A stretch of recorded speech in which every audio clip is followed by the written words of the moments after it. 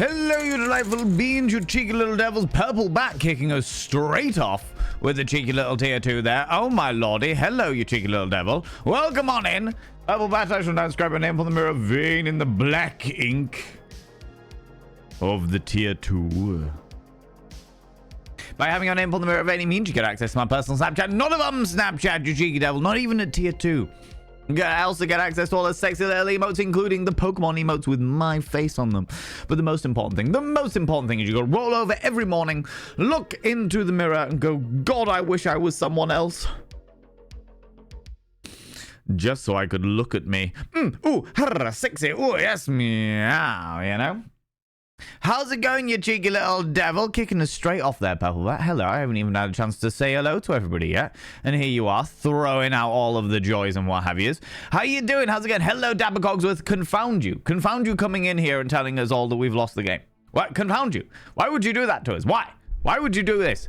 We're only just into, this is the second stream of 2025, for fuck's sake. Good lord, do you know what I mean? Sad news, by the way, friends, I'm gonna throw it out now. Sad news, I'm not gonna be seeing Nosferatu tonight, unfortunately. My little brother got called away last minute with work, so he's not in the city at the moment. So we're trying to organize another time to go and see it, but you know. How's it going, Dapper Cogsworth? Hello, Purple Bat. Mystery Unsolved. Welcome on in. How you doing? Gilus, you cheeky little devil. It is a very, very cold day. I am wearing multiple layers. I'm wearing a layer under here, then the turtleneck, then another layer on top of the turtleneck, and then the dressing gown in order to stay nice and toasty. And so far, it seems to be working all right. So far, it seems to be doing okay in regards to keeping things nice and toasty, you know? King Dixon Balls, you cheeky little devil, welcome on in. Hello, hello, hello. Oh my lordy, all these beautiful people going in here. Bumbling Bee, you cheeky devil. Right in the Fields, this song. So that song is by a band called Bad Pollyanna. The intro song today was by a band called Bad Pollyanna. And that song, to my knowledge, was written for Sophie Lancaster, who many of you may know. Sophie Lancaster died many, many years ago. She was unfortunately murdered for being alternative, for being alternatively dressed.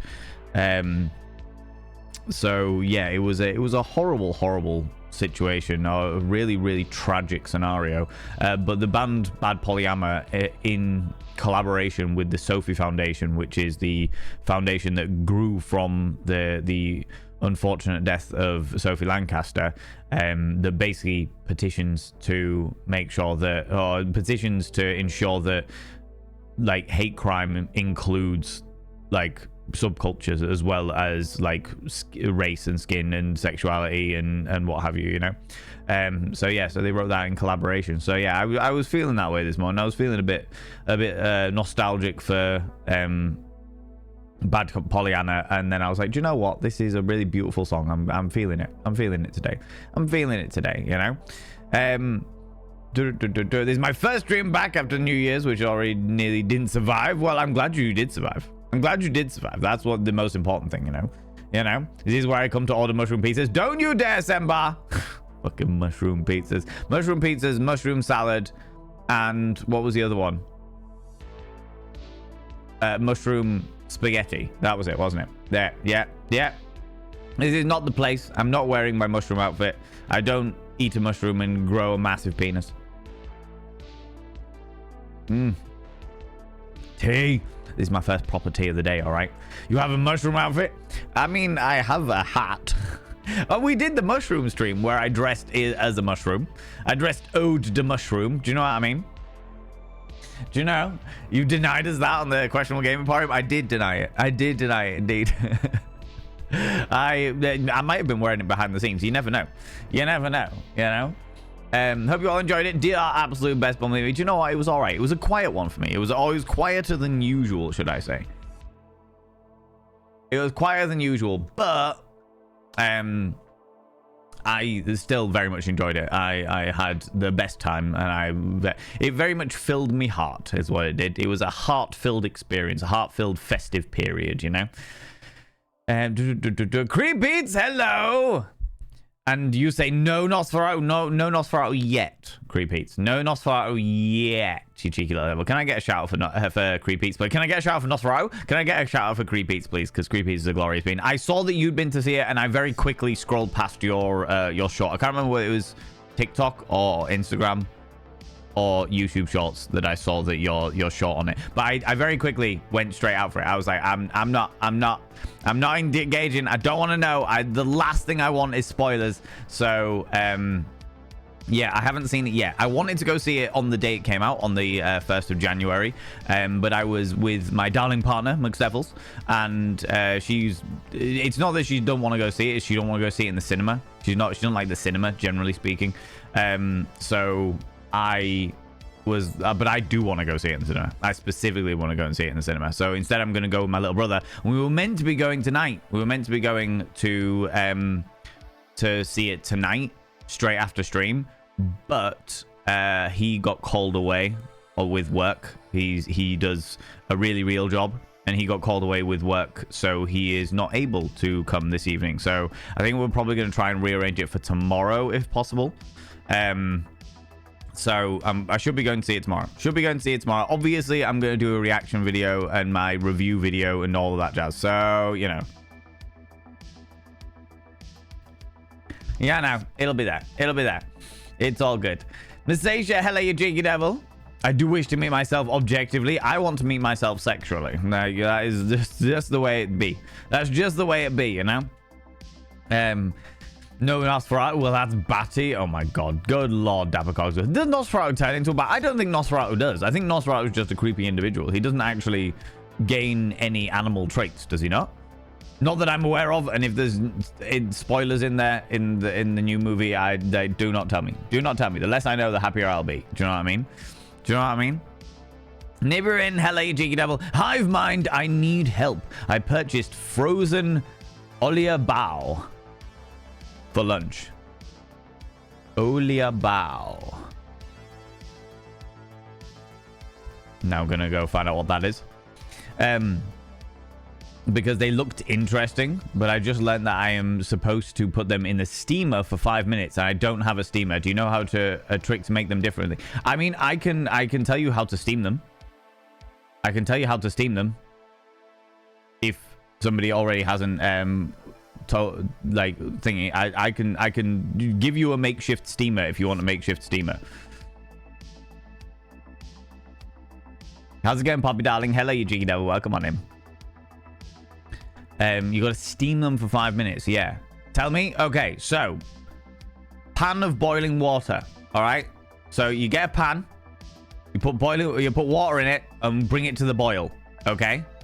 And then if you have a sieve or a colander or something like that, place your little bows in that and put it above the water. Make sure it doesn't go into the water, but put it above the water so the steam goes up through the ventilation in the colander and or sieve and or flat pan that has holes in it and what have you. And then put the lid on top of it all, if you can. Or put another pan on top of it so that it seals it into that way. And then the air will steam up into all of the stuff. It'll steam, boop, boop, boop. Make fluffy, make beautiful, fantastic, but they won't get soggy because the steam won't be, the water itself won't be touching the thingies. Do you know what I mean? Got my pan with water, now looking for a boil to bring it to. Exactly, right? Just one boil, one whole nasty boil. There you go. And I know this because this is how I used to steam vegetables back in the day. Only I had like one of the bamboo containers. You can get like a bamboo container that had like slats even of bamboo, and you would put that over the top of a pan of boiling water and put the lid on, and it would like steam. That's how you steam vegetables. Well, that's how I steamed vegetables. I always learned how to steam vegetables that way, but it would work the same way. It works exactly the same way. Put your pan of boiling water, put something on top of it, like a sieve or colander or something, but make sure that it doesn't actually touch the make sure it doesn't actually touch the water, and then make sure the water steams up through it. Cover it all. Makeshift steamer. Jury rig your own steamer is what that is. Do you know what I mean? Jury rig your own steamer. Just me getting ready. No spoilers. Thank you very much. I appreciate that, Creepits. I appreciate no spoilers. I'm really looking forward to it. I'm like genuinely so fucking keen to go see it. So yeah, I'm really, really looking forward to it. It's probably the one movie that I have looked forward to more than any other movie for the entirety of 2024 and 2025 so far. Do you know what I mean? I'm really, really keen to go see it. You know? You were missed by myself, dearest, as was our little group. Ah, it's good to have you back, Bumbling Bee. Good to have you back. We are now into the year 2025. By the way, I've declared year 2025. Every year, I declare the year of. Okay, so within the Cult of Vein, within our little community, I declare what the year is about. Okay, last year, the year 2024, was about vanity. The year of vanity, and therefore it was about self-improvement and pushing yourself forward. No, it was about coming to terms with your own visage. Do you know what I mean? Being happier with your own aesthetics. That was what 2024 was all about. 2025 is about self-improvement, whether that be improving the body, improving the mind, improving your mental health, whether you educating yourself in some way, shape, or form, or achieving certain goals that you want to do that actively improve your life as a whole. 2025, the year of self-improvement for the Cult of Vein. All right, that is what it's about. You can all decide that. You can all decide on what that entails, but you got to do it. You got to do it because you remember this fucking community. Okay. Okay. What's the backstory, if any, with the mushroom nopeness? Please, please, the law. The law is they are the bum nuggets of Beelzebub, Masasha.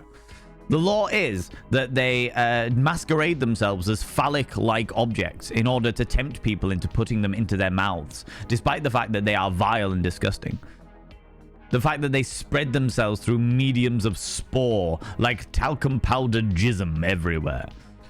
They have the taste and texture of gone-off testicle, rubbery and nasty. There is nothing good about mushrooms. Nothing good at all, not even the mycelium network. Yes. They're vile and disgusting. They can look pretty, but that's only to deceive you into getting all excited about them, and then boom, you're dead. Not only that, they can make you into a zombie. Do you know, there's a lot of bad things with them. They are the great and powerful, all-ending destruction of the world. And you should be careful around them. Okay? I have tried, as a vegetarian, I have tried mushrooms many times to see if my taste buds have changed, and then I could potentially, you know, try them again, and maybe one day I will like them.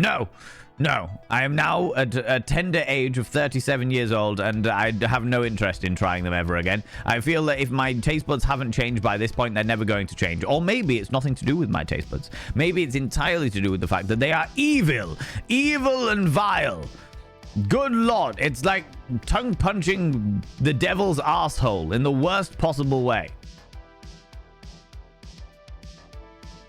Do you know what I mean? It's bad. It's bad times. Bad times all round. Not to mention the fact they make you really ill. Do you know what I mean? Do you know what I mean?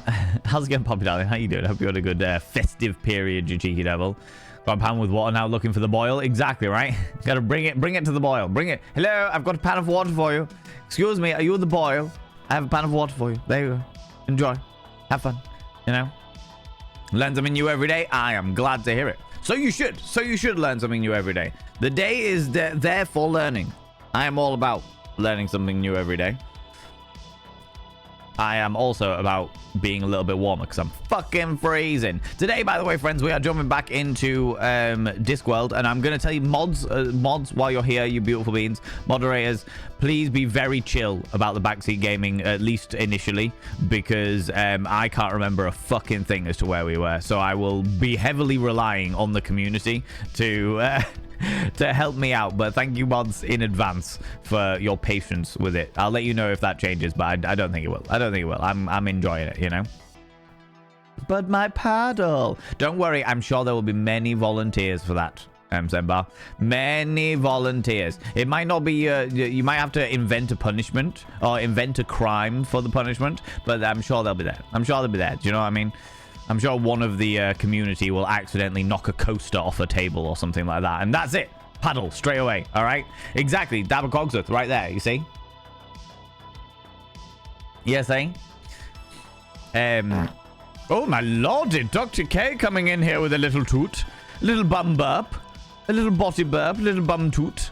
Good lord, you cheeky little devil. Thank you very much for the 100 little panderings, Dr. K. I appreciate that. I appreciate that, you beautiful being. How you doing? How's it going? Can I get a shout out for Dr. K, please? Can I get a shout out for Dr. K? I appreciate that. You know? I'll proceed to do that. Go, Nibrin. I hope they go well. I hope they go all fine and dandy. Let us know how they turn out. Your little bows. Your little bows. People go check out Dr. K. Dr. K raided us yesterday. It was the first raid of the year. But they're also a wonderful human being who deserves all of your love and attention. If you like space shit, if you're a bit of a space nerd, then you will love Dr. K. Ross. Facts. Absolute facts. Do you know what I mean? Do you know what I mean? Very atmospheric, so it should be. So it bloody should be. I want to see Nosferatu but rough with the kiddos, hoping this weekend. Yeah, if you can get away, Eris told me, or ask the husband to watch them for a little while, or a friend or relative or what have you to watch them for a little while, where you disappear off for a couple of hours. I'd recommend it. Do you know what I mean? Went to the premiere because I had to. Yeah, right? I really want to do like a premiere at some stage, but you know, it doesn't matter to me. I'm going to go and I'm going to see it, and I'll naturally dress the fuck up because I'm that kind of person. It's the year of the Dapper. Is that right? Is that right, Dapper Cogsworth? What are you declaring that 2025 is the year of then? You know? Definitely not a kid-friendly movie, so I have heard. 2024, do I make Ruff look good? You do indeed, Jason Andrew. You do indeed. Also, how you doing? How's it going? Improvement. You can indeed do that. You can indeed that. Okay, so 2024 was do I make Ruff look good, and 2025 is believing that you look good. I'm glad to hear it. That is a development. That is self-improvement. That is learning the truth of the nature of your visage. You know, that is indeed self-improvement in its own way. Do you know what I mean? You know what I mean? Do I make good look rough? Potentially, but you're making good look rough. You also make it look extra good as well, Dapper Cogsworth. Yeah, you see. Maybe it's the bow tie. Not entirely sure. Maybe it's the bow tie. Just wait. U2 Valen will be claimed by the mycelium. It is inevitable. It's not inevitable. It's not inevitable. I am going to be vacuum sealed and shot. I'm going to be cremated and made into a firework. That's what I'm going to be when I'm deceased. When I am deceased, that's where I'm at. Do you know what I mean? If I had the energy or know-how, I would, trust me, because I can't really stand who I am at the moment. It's a fitting one this year. I'll look at that. You too right, you will. Too right, you will, Bumbling Bee. That's because you're a member of the Cult of Vane, and you all don't have a choice. I have declared it. I am the almighty ruler of the Cult of Vane, and as a result, you don't have a choice over the matter. I have declared that 2025 is the year of self-improvement, and therefore, you all have to, in some way, shape, or form, improve yourself this year. However big or however small that improvement may be is up to you. But I have declared it, and thus it must be. Okay? It must be. Mushrooms can turn you into a fungi. No, a fungus. Ugh, vile and disgusting. Ugh. Good lord. However, naturally, the first questionable game Emporium video of the year was a naughty mushroom game. A naughty mushroom game. As it were, you know.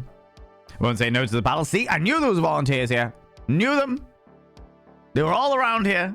Sembar's going to be busy. Sembar enjoys being busy. Well, enjoys being busy so long as they've got a paddle in their hand. Do you know what I mean?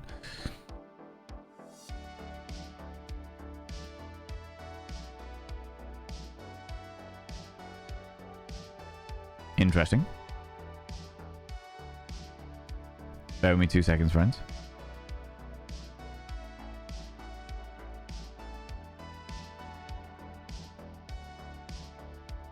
That's hilarious. Okay. All good in the proverbial hood. Thank you very much, Sembar, for the shout out there as well. Did we get a shout out for Creepies? I think we did, didn't we? I must have just missed it. Just 30k away from a cheap brat train. Why would you've got to be good with your timing with the cheap brat train, otherwise it'll just be completely wasted. You know what I mean? It's January. Nobody does a cheap brat train in January. Nobody's got the money to do a cheap brat train in January, so there's no point. Save it. Bide your time, you cheeky devil, right? It's always the case. January is a tight month for everybody, and therefore, you know, save it. Keep it in. Keep your little points away from the cheap brat train. Cheap brat train isn't even running. You know what I mean? It's just sighing on the tracks, like sat there going like a real shop worn Thomas the Tank Engine. You know, it can't help itself. 2025 is the 50th year. The old dapper smart suits, tea and cake. I like it. You doing anything special for your 50th, Dapper Cogsworth? Doing anything exciting? Anything special for it? 100% we'll try it. I think it'll be worth it. Pixie Bomb, how you doing? How's it going? 2025 is my year of self-preservation, and through that, self-improvement. Time to attempt to break my people-pleaser patterns and the likes. That is self-improvement in itself. You know what I mean?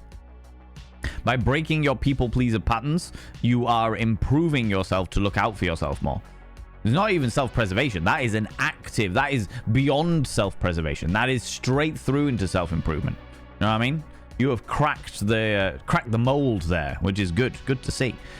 Gonna be a good year then. You got this? Yeah, exactly. Walked into the cinema on Saturday to see Nosferatu dressed up. Scared all of the teens going to see Sonic 3. Sounds amazing. Sounds perfect. That's exactly what we love to see, you know? Exactly what we love to see. Continuing school count as improvement because I started classes next Monday. It does indeed. One of the things that I'm doing to self-improve myself is to get some sex education qualifications, because as much as I know all of the information, I know the details, I know I have the knowledge, as it were.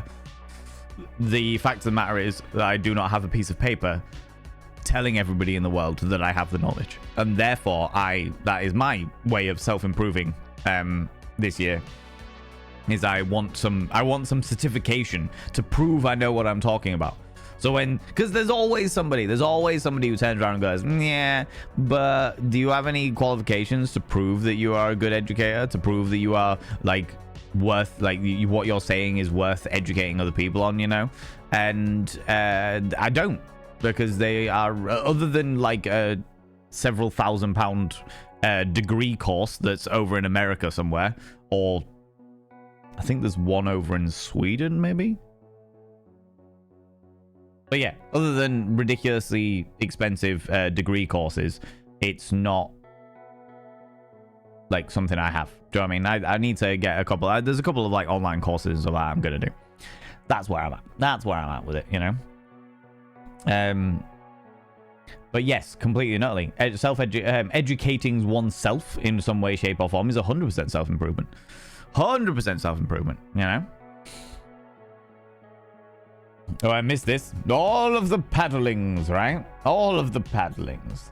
Taking into account all of the things that humans choose to masticate, calling mushrooms some part of Beelzebub wasn't all that discouraging. Look, I'm not going to lie to you, Miss Asia.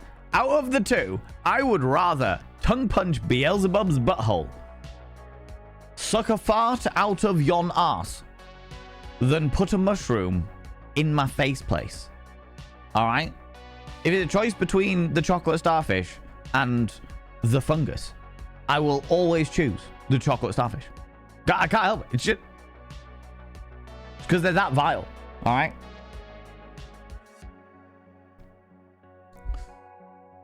They're just that vile. Love scaring teenagers, right? Goes to do all the cheap brat trains in February for Valentine's month. The 13th of February. That's our Valentine's stream. I'm gonna be doing it a day early than Valentine's Day, because this year Valentine's Day falls on a Friday, which means I actually get to spend Valentine's Day with Steph this year, which is very exciting. I don't get to spend it with Steph very often, so yeah, we're gonna do it a day early. We're gonna do Valentine's Day a day early, you know. Yeah.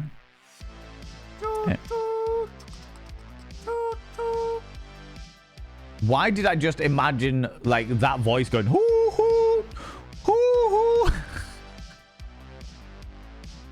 Dr. K, thank you very much for the 404 there. I appreciate it. You fucking shut me up.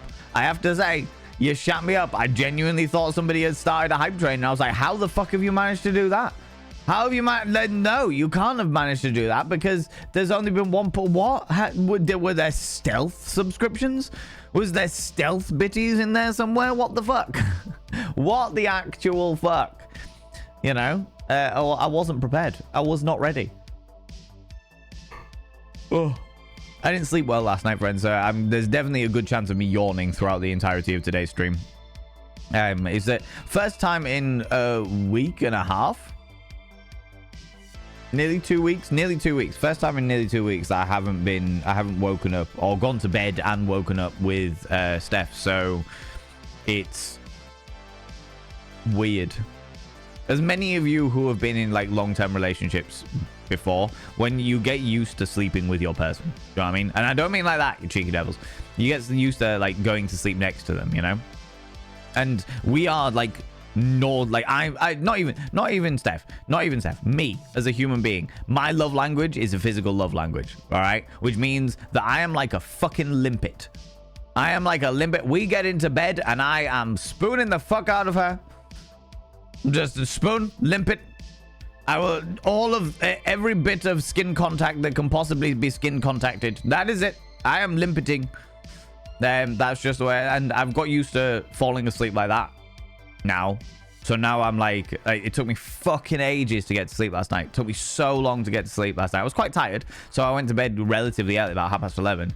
And then I was like, oh, I will I'll go to bed about 11:30. It'll be cool, get some time to chill out. McSteffels bought me for Christmas, McSteffels bought me the Gillian Anderson fuck, what's it called? Got it here.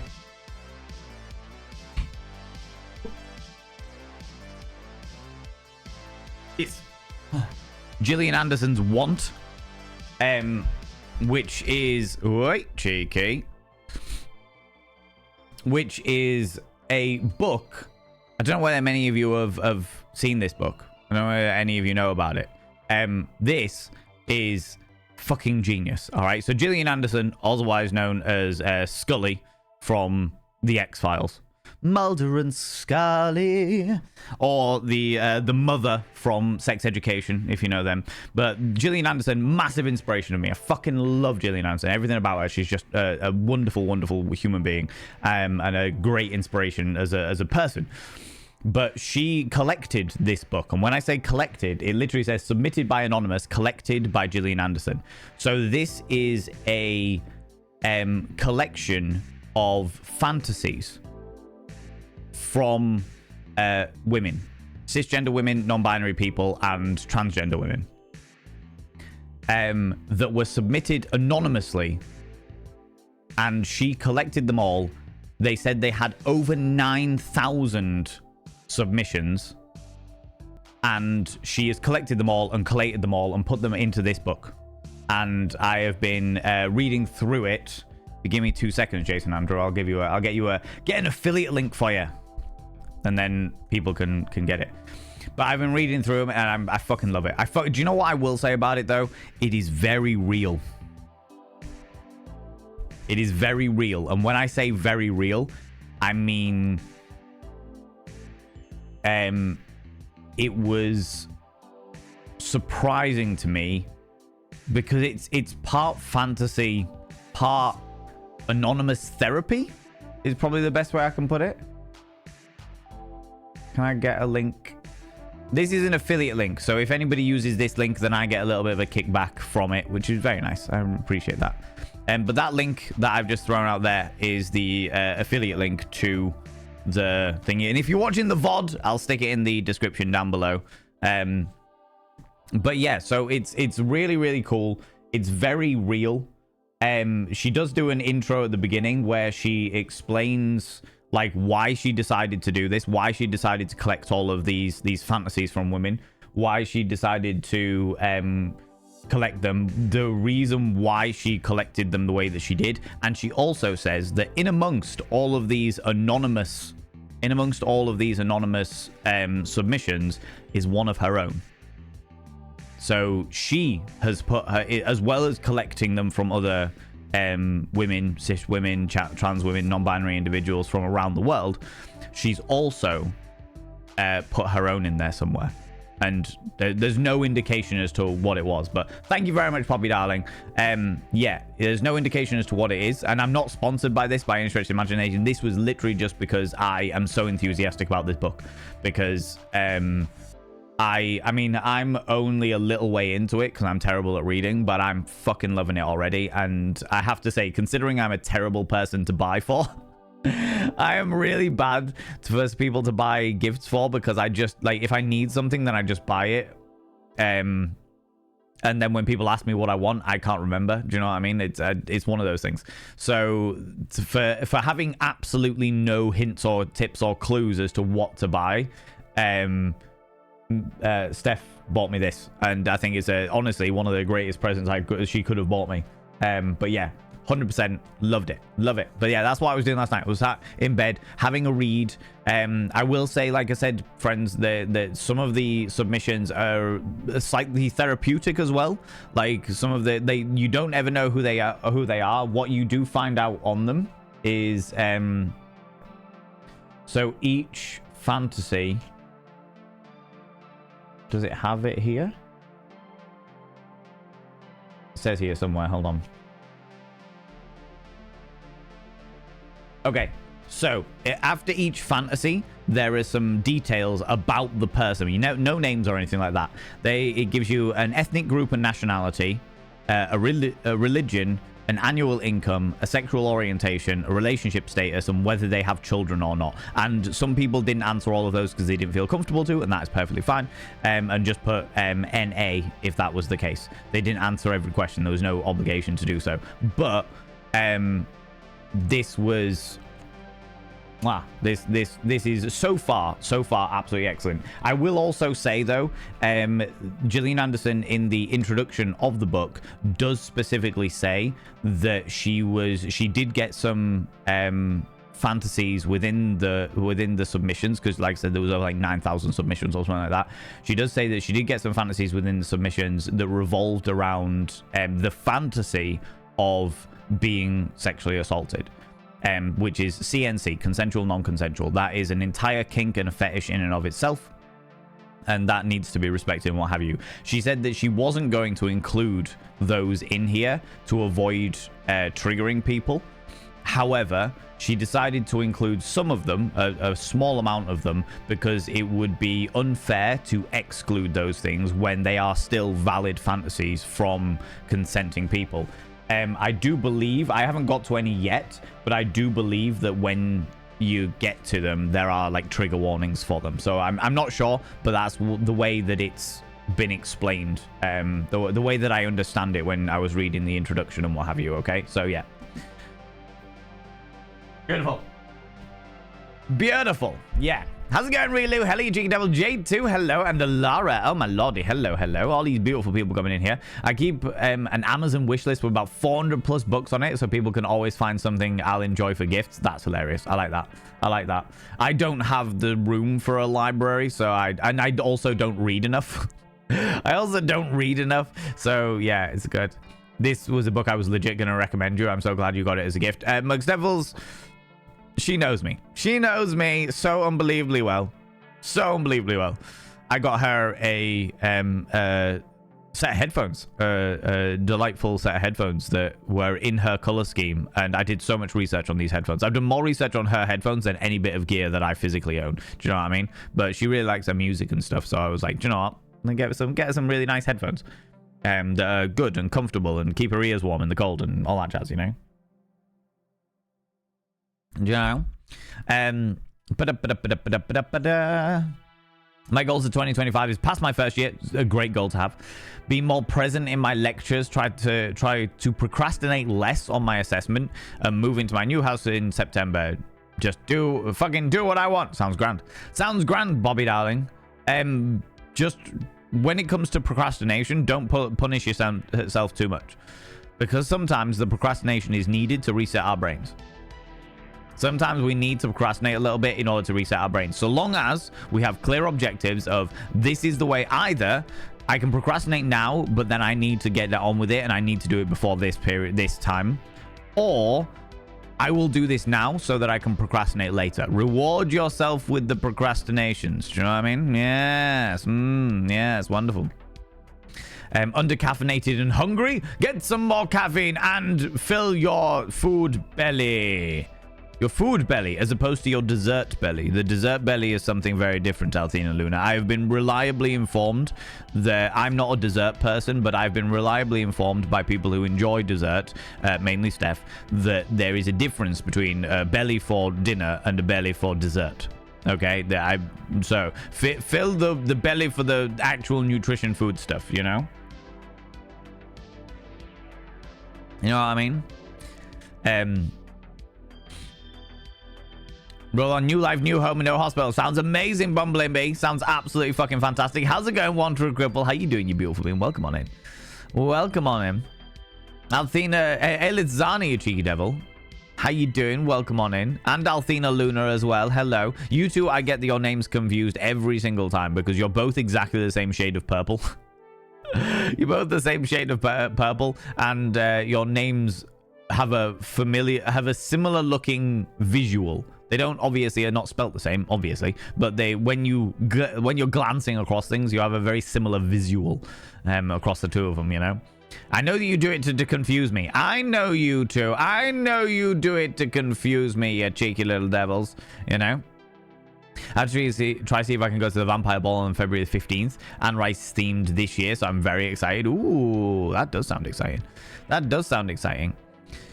If you hype it, it will train. Oh my god. Tom Bacons. Hello, you beautiful individual. Can I get a shout out for Tom Bacons, please? I would very, very much appreciate it. How you doing? How's the bacon stop? How's the bacon stop? Mystery unsolved. Limpet. Yeah, that is exactly what I do. Oh my god, you're still doing some more Lego Star Wars, you cheeky level. How are you doing? How are you enjoying it? Is it good? Is it great? Is it wonderful? Thank you very much, Sen, for the shout out there, friends. Go check out my dear friend Tom Bacons. Glorious bean. Glorious individual. Well worth all of your love and attention, you know. You could spoon Crochet Valen. No, it's not the same. It's not the same, Poppy darling. It's not the same. Mainly because Crochet Valen doesn't have boobies. You know what I mean? It's a very different dynamic there, you know. A love doll. I feel like if I physically owned a life-size sex doll, Dr. K, it would be less arousing and more genuinely terrifying. Because I'd wake up one morning and I'd be spooning them and they'd be like Little Spoon, but then the head would be completely turned around and facing me and I'd shit myself. Do you know what I mean? Like that is exactly that. There would just be fecal matter across the bed sheets. Do you know? That would just happen. That is exactly what I would expect to occur if I had a life-size fuck doll. Not even to sleep with, just to like fall asleep with. Do you know what I mean? Just to cuddle up to at night. 100%. And I'm not entirely sure something like a waifu pillow would do much better, to be honest with you. You know? She is gorgeous and incredible, right? Gonna sound kind of gross to some, but something I do when I have to go away from Sirin. Partner wears a jumper or something that scent traps for a couple of days before you leave. Take it with you and slide it over a pillow. It's not perfect, but it helps. Yeah, I get that. Hand it to it. Hand it to it. The bigger the heart, the bigger the shot. Exactly. The bigger the heart, the bigger the shot. And my withered husk of a heart is nauseatingly in love with Steph. So, yeah, the shot will be unreasonable. Do you know what I mean? Be unfucking reasonable. Like a little tornado. A little tornado of feculent. It'll be bad. What fucking where have we gone with this stream? What is going on here? What? Jesus Christ. Oh my lordy. Pixie Bomb, I do something similar when I leave. This is where things get all cutesy and lovey-dovey and shit. When I leave, this isn't something that Steph asks me to do, by the way. She never ever asks me to do anything like this. But when I leave, I take the perfume that I use and just do a little spray on the pillow that I sleep on. Just a little spray. One little one, so it just airs nicely. So that, yeah, she's reminded of me when I'm not there. Because I'm that kind of person. I'm that kind of person, you know? Very common in the States, but no clue about abroad. Most common ones happen in New Orleans around Halloween time.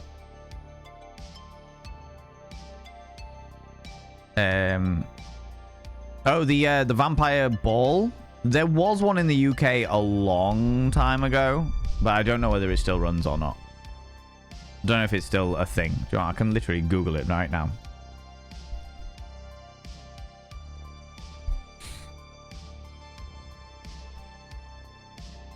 No, the closest thing... Ooh. Club Antichrist do a Vampire's Ball, but it's not quite the same, to my knowledge. I've been to the Vampire's Ball once before, Antichrist. It was good fun. Don't get me wrong. It was genuinely good fun. Oh, there's one in Brighton, apparently. Or there was last year. I don't know whether it's going to be there next year.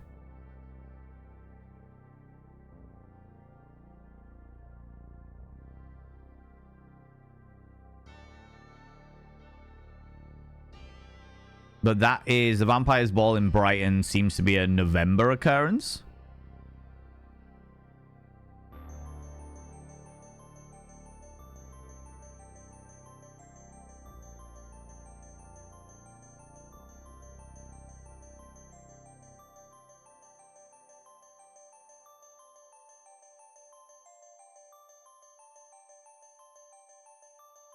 Interesting. So yeah, there you go. Maybe we'll try and get to that in November. Lunicorn,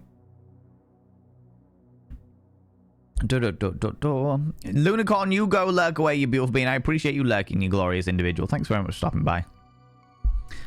She's just a goat, isn't she? What incredible, considerable woman. Oh, Gillian Anderson, I have nothing but admiration and respect for. And a little bit of a crush on, if I'm completely honest with you. I never had a crush on her when I was like, because I remember watching the X-Files at a relatively young age, and shitting my pants at it because I was a right little scaredy cat of a child. But I never had a crush on her as when she was Scully, but it's more like this era now that she's older and I know more about her as a person and what have you. I'm just like, do you know what? I have a bit of a crush on you. I'm openly admit I got a bit of a crush on Gillian Anderson. She's a very beautiful, considerate, appreciative woman who knows her shit and stands up for the rights of not only women in the industry but women in general, in an inclusive way, which is the important thing. It's an inclusive way of, like I said, she includes transgender women and non-binary individuals in the book. So yeah, fucking excellent. She's extremely funny on social media. Yeah, she is. She's fucking hilarious. Absolutely fucking hilarious, you know. But yeah, no, I have a lot of appreciation for her. But yeah, feel that, right, Nauseum? Exactly. We feel it. It's good. It's on the same wavelength. I'm doing my assessment as I watch today. Let myself eat. Watch a couple of episodes of my show before doing it too. Got this. You do got this, Poppy darling. Go do your thing. Lady Manga, how you doing? Long time no see. Hope you're doing well, friends. Hope the festive period treated you okay. We are here in 2025, the year of self-improvement as decreed by me. Because that do be the way I am, right? The Stop is Healthy Lego Star Wars is hilarious, yeah? Is it like I remember in the old days of, the Lego computer games where the Lego, they would never say anything. It would always just be like gestures and really obvious slapstick sort of humor in order to understand the plot and the what was going on with it. Is it still that case? Because I was under the impression that later on in the later or the more recent Lego games, it's a lot more like they actually have voice actors come in and say shit, which loses the point for me. Just loses the point for me, you know. Thought you had therapy today, but ADHD won again. That's all right, Lady Manga. That's okay. I'm all too aware of that after losing my fucking house and car keys for 2.5 days. The ADHD winning is something I am painfully familiar with. The slapstick is still there, but it's all revoiced now. It's like a proper parody. I appreciate that, but I preferred it when there's no voices. I preferred it when there was no voices because I felt like the humor was far more engaging and universal as well. Kind of like, you know, like Mr. Bean humor. The reason why Mr. Bean did so well across the entire globe is because he didn't have to have, like, there didn't have to be language involved. It was just slapstick humor with no words, which meant that it was universally appreciated, you know? And there was points where Rowan Atkinson literally got mobbed like the Beatles because of how popular it was across the world, because of how big Mr. Bean was. It was wild. Fucking wild. I watched a documentary on it a while back. Time to lurk. You lurk and work, Poppy darling. You lurk and work away, you cheeky little devil, you. Do your assignment. Hope it all goes well. We'll be jumping into the game very, very shortly anyway, so you're not missing out on much. You're not missing out on much. Just me playing games, trying to remember what the fuck we actually did 2 weeks ago. 3 weeks ago? 3 weeks ago? 2 weeks ago? 2 weeks. 3 weeks ago. 3 weeks ago, because we didn't actually play it last week. Last week we didn't play it because we didn't stream at all. And then the week before we didn't play it because I was playing Thank Goodness You're Here, which was fucking hilarious. And if you haven't seen, if you weren't there for our playthrough of Thank Goodness You're Here, then please go and check it out on the VODs and Vanity channel, because it was hilarious. It was genuinely fucking hilarious. But yeah, gone to the Valentine's Vampire Ball the past few years and loved it. Just have to see if the hubs will go with me, so I'm not alone. He can be my designated, just in case I consume too much flamboyant beverages. That's what I love to see. I love to see that sort of tag team action going on, you know what I mean? Doesn't help that our names have almost the same letters in slightly different locations. Brains tend to rearrange things. Exactly, Elisana. That is exactly what it is. That is exactly what it is. God damn it.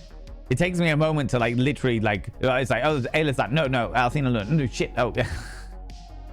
Every time my brain muddles them up. The dyslexia is having a field day. Right. Right. Mr. would spray my teddies out with his aftershave. Yeah, exactly. There you go. You see, you used to have a vampire ball in Morecambe, but it hasn't been the thing for the last 20 years. I thought about doing one myself years ago. I thought about doing a vampire's ball more up north, but effort and energy is just not something that it didn't feel like it was going to be worth it. With the amount of, because you know what I'm like, it's different when I think you've got like a big events company and they've got the ability to do bits and pieces, but they also know where to toe the line, whereas I don't know where to toe the line. When I do an event, I will redecorate the entire venue. I'll be looking at atmosphere. I'll make fuck all profit because I spend all of the money that we're earning straight back into making the place look fucking amazing. You know what I mean? That is exactly the kind of shit that I'm all about. And the show would have to be spectacular. The show would have to be next level fucking spectacular in order to make it worthwhile. And that's great. And I don't doubt that I could do it. I genuinely have the faith and the ability to feel that I could do it, and I could do it justice. What I don't have is the energy. I don't have the energy to take that kind of risk, you know? Yeah, no. Ooh. Let's just turn that around a little bit so the sun's not quite as glaring in my face. You had news to share. Share the news, Nauseum. Good morning, MC Amazing. How you doing, you beautiful being? Happy New Year. Happy New Year. Welcome into 2025, the year of self-improvement. Right, can I move that around there a little bit? And then I can hide behind the screen and the light. Got a regular Gothic ball at the Arnesvale Cemetery in Bristol. Yeah. That's pretty cool. That's pretty cool. I like that. Do you think I should change my X to you and make it even harder? Why would you do that to me? Why would you do that to me, Arizana? Why would you do this to me? Just to fucking troll the fuck out of me? You would literally change your entire username just to troll me. That is exactly the kind of dedication that I'm not entirely sure I want.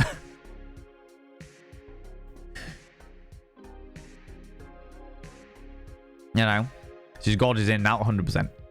I'm going to be jumping in and out. Have you on in the background while I'm doing online school? No, you do your thing. You do your thing, Alara. Appreciate you. Slapping Meats, how you doing? Those earrings slay so hard. Thank you very much. They are, I have to say, these two are definitely my recent favorites. These are the ones that I'm very much a big fan of. I've been wearing them a hell of a lot recently. But yeah, no, definitely. I'm feeling it. I'm feeling it. I can't remember where I got them now. I think they were a gift, actually. I think these ones were a gift. Can't remember. Cannot remember. A lot of queer women I know definitely realized it through the X-Files. Oh yeah, Nauseum, yeah.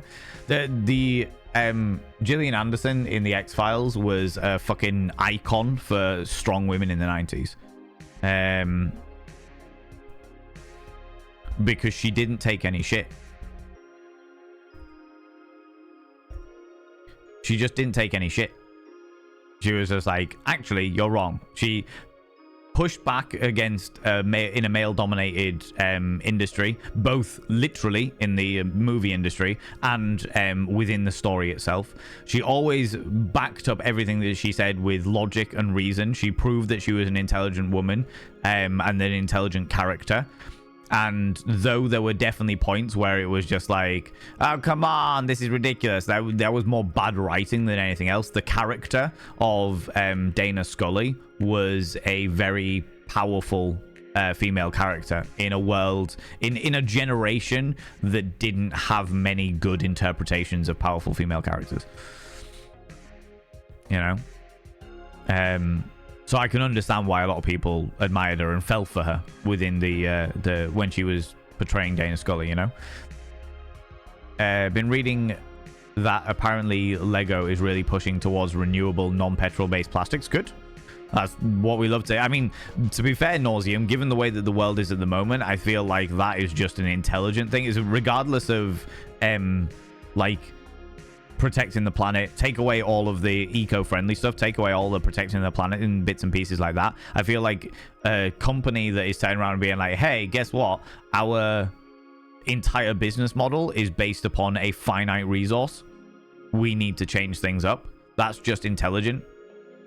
Do you know what I mean? That is just intelligent. Basic intelligence. Just like, oh shit, there is going to be a point where it's too expensive. It's not a case of there's going to be a point of where the resource runs out. It's going to be a point where it is too expensive for us to keep collecting this resource and selling it on to the customer. We need to think better and more intelligently about how we source our plastics for Lego. You know what I mean? Or Lego in this scenario. How's it going, Zooey? How you doing, Cheeky Devil? Never played the old Lego ones, but I played the Lego Hobbit, which wasn't revoiced, but did lift the dialogue clips directly from the film. That's hilarious. Which was okay, but Star Wars is better. Yeah, I can imagine Star Wars is better. I can't remember what it was that... I think it was Batman. I think it was the Lego Batman that... or one of the original Lego Batmans that had no voices on it. Or it might also have been the first Lego Star Wars before they included all of the extra ones. Do you know what I mean? Yeah, it might well have been the first Lego Star Wars that had it, and it just didn't have any voices, and it was all just mime and shenanigans. Do you know what I mean? I've been told I should play. Thank goodness you're here. Tom Bacons, how familiar are you with the Yorkshire region? How familiar are you with the land of Yorkshire? I don't know. Holiday period was great. Always weird to me because my year is heavily stacked. Nothing until October, then it's Halloween, Thanksgiving, Christmas, my birthday, New Year's, then our anniversary. Yeah, Jesus Christ, that is a very stacked end of year for sure. For sure.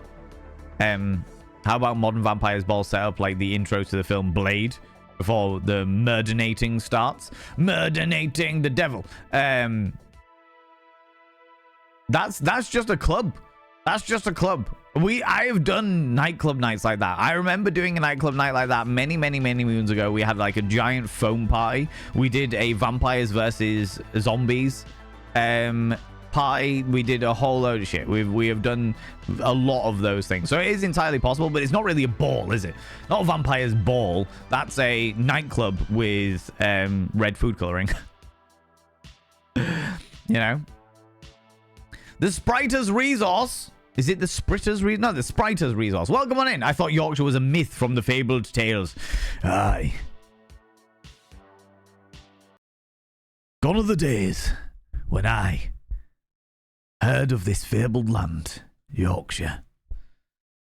It was a long time ago when I travelled through the land and came across these open reaches. They called them the Dales.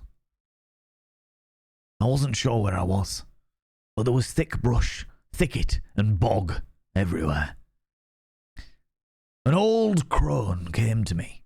She said, "Here, bastard." I was taken aback.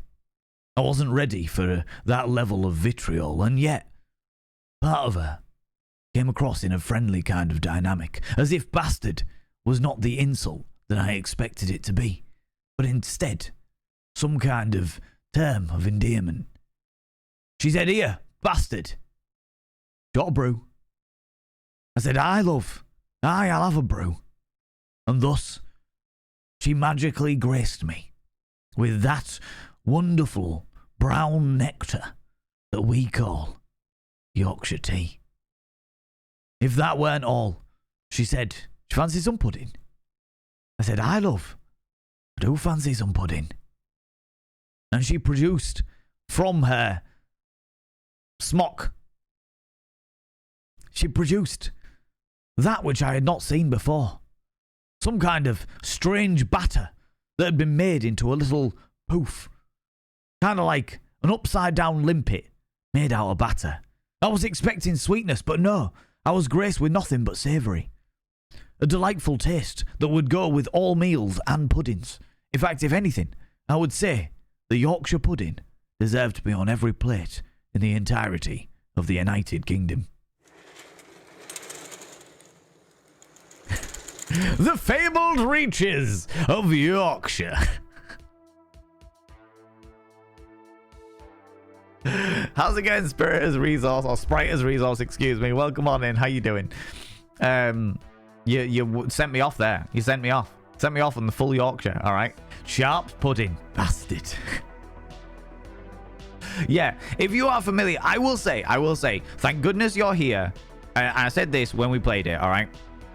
Thank goodness you're here is an excellent surreal comedy game. All right. If you like stuff like the Two Ronnies, if you like stuff like fucking hell, Morecambe and Wise, if you like stuff like Monty Python, that kind of stuff, all of that stuff, if you like that kind of humor, then you will enjoy Thank Goodness You're Here. However, if you come from the UK, it will hit different. And if you come from Yorkshire, it will hit so unbelievable. There are layers of appreciation that I have for that game purely because I get every single connotation. Every single thing. Every little, Yorkshire born, Yorkshire bred. Like every little nuance that came in because of the fact that it was set in Yorkshire, like hit me. Do you know what I mean? And it was like, it is a fun game, and I feel like anybody from around the world could play it and still enjoy themselves, but it hits different if you know Yorkshire through and through. It really does. It really, really does. Norfolk here, sort of long distance relations in many ways. Yeah, exactly, right? Exactly. I've been to Norfolk before. I know what you're talking about. Doing great. Hope you're keeping nice and warm. I am keeping nice and warm by wearing many layers. It is fucking freezing outside. I was out early this morning because I had a meeting first thing this morning, and it was Baltic. I literally had to have my car running for 20 minutes to de-ice the car. It was on the drive, turned it on, just let it run for 20 minutes just to de-ice the whole thing because I couldn't be arsed with like antifreeze and shit like that, you know. But yeah, it's bad, and I'm very stubborn in the regards that I refuse to have the heating on more often than twice a day, and subsequently I am just layering up.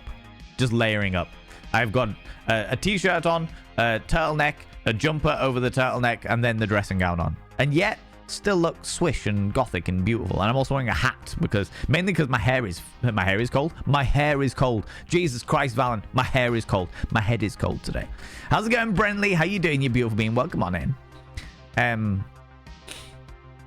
Just at your first drag show, Nauseum. Amazing. Nauseum, can I ask you, if you don't mind sharing, Nauseum, can I ask you what your drag name is?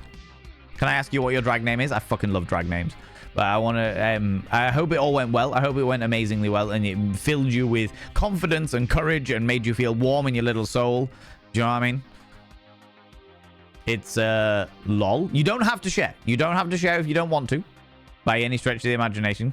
Willow Pete. I like it. I like it. It's kind of a deep cut. Willow Pete. It's good. As long as you enjoy it. As long as it, redeems all of the elements that you want from it. That's what really matters. You know what I mean? There's a drag performer that lives local to me called Fanny. Fanny Nice and Tight.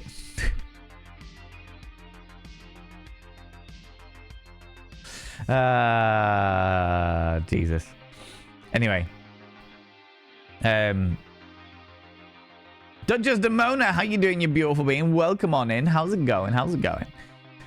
Also, York has the Black Rose Ball, another gothic ball. I did it? Does it?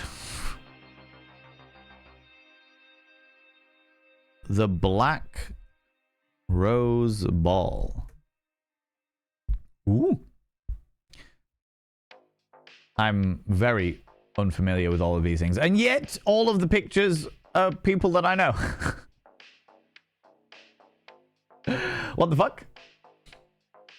In September? Ooh. Ooh, I might have to keep my eye out for that one. And go down there. I think that myself and McSteffels would look rather dapper going to a nice gothic ball, you know. Do quite enjoy earrings that are heavy enough to feel in the lobes. They just make you feel elegant. Oh, I'm the other way around, Slappy Mates. I like these ones are quite light, but I like to not feel my earrings. I like to feel my earrings when I move my head, but I don't like to feel my earrings like weighing on the lobe because I genuinely worry that it's just going to pull through my ear.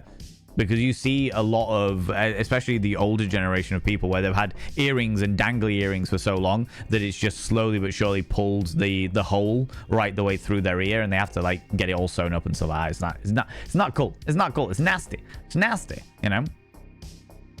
October 24, the Hardacres series came out. Placement working class families in 1890s Yorkshire. Watched it around New Year's to listen a bit more of the accent dialects because you played that game. No way, really? Oh, Masasha, I am genuinely touched by that. I'm genuinely touched that me playing a game about the area of which I was born and raised inspired you to check out more stuff from Yorkshire, you know? Star Wars and Batman Legos that didn't have the voices. I thought they did. And it was talking about the 95 Lego Island and piece. Oh, no. I'm talking about like it was a franchise. It was a Lego franchise thing that didn't have the original voices. Or the original games didn't have the voices. When did Lego bring voices into their computer games?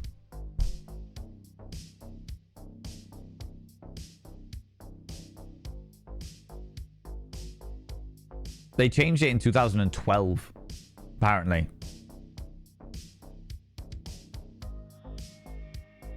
Before 2012,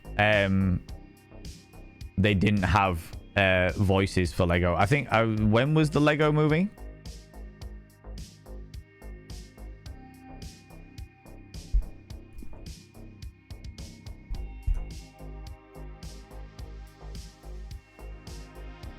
...2014, so 2 years before the Lego movie.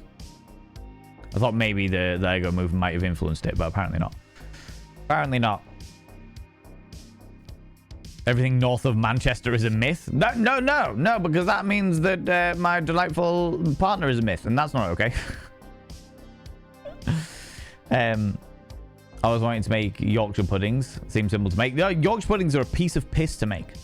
You take pancake batter and you put it in a different pot, or more specifically crepe batter, and you put it in a different style pot and cook it in, and it puffs up. They are a piece of piss to make. They genuinely are. I can never be bothered because it requires going and getting them, and they are literally so easy to buy here in the UK that you might as well just buy them pre-made. But if you don't have that opportunity, they are a piece of piss to make. It's like, what is it? Flour, milk, and water? Something like that. You know? Not much. Not much in there. Braver man than I, trusting smock batter. Look, here. That was what sprang to mind, okay? How you doing, Bear? Hello, you cheeky devil. Welcome on in, darling. Darling, welcome on in, guy. Miss Yorkies. Exactly, right? Indulge in those Yorkies.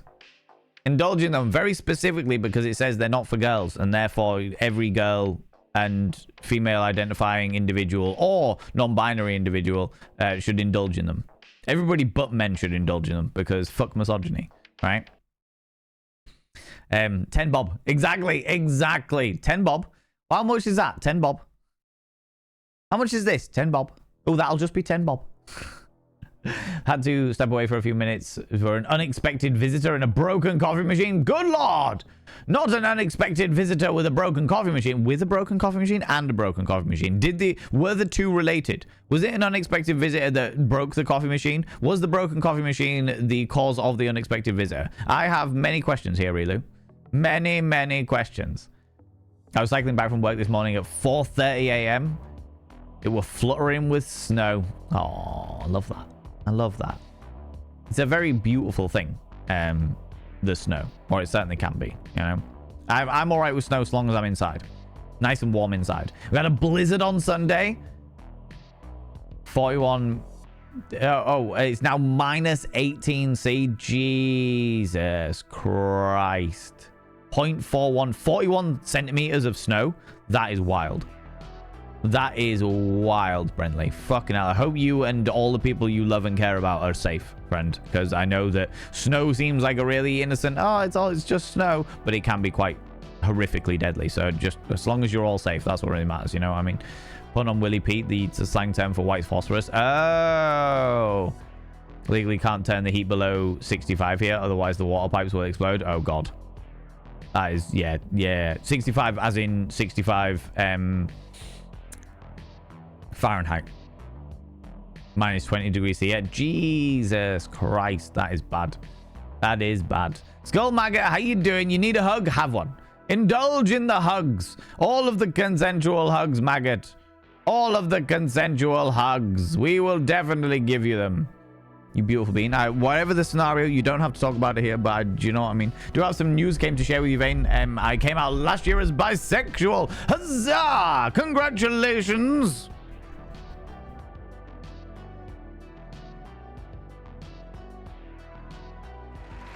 There we go. Bravo. Congratulations.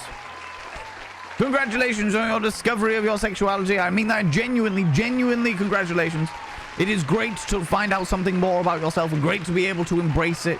Great to be able to feel good about yourself, you know, about it. It's worth it. Brava. Brava.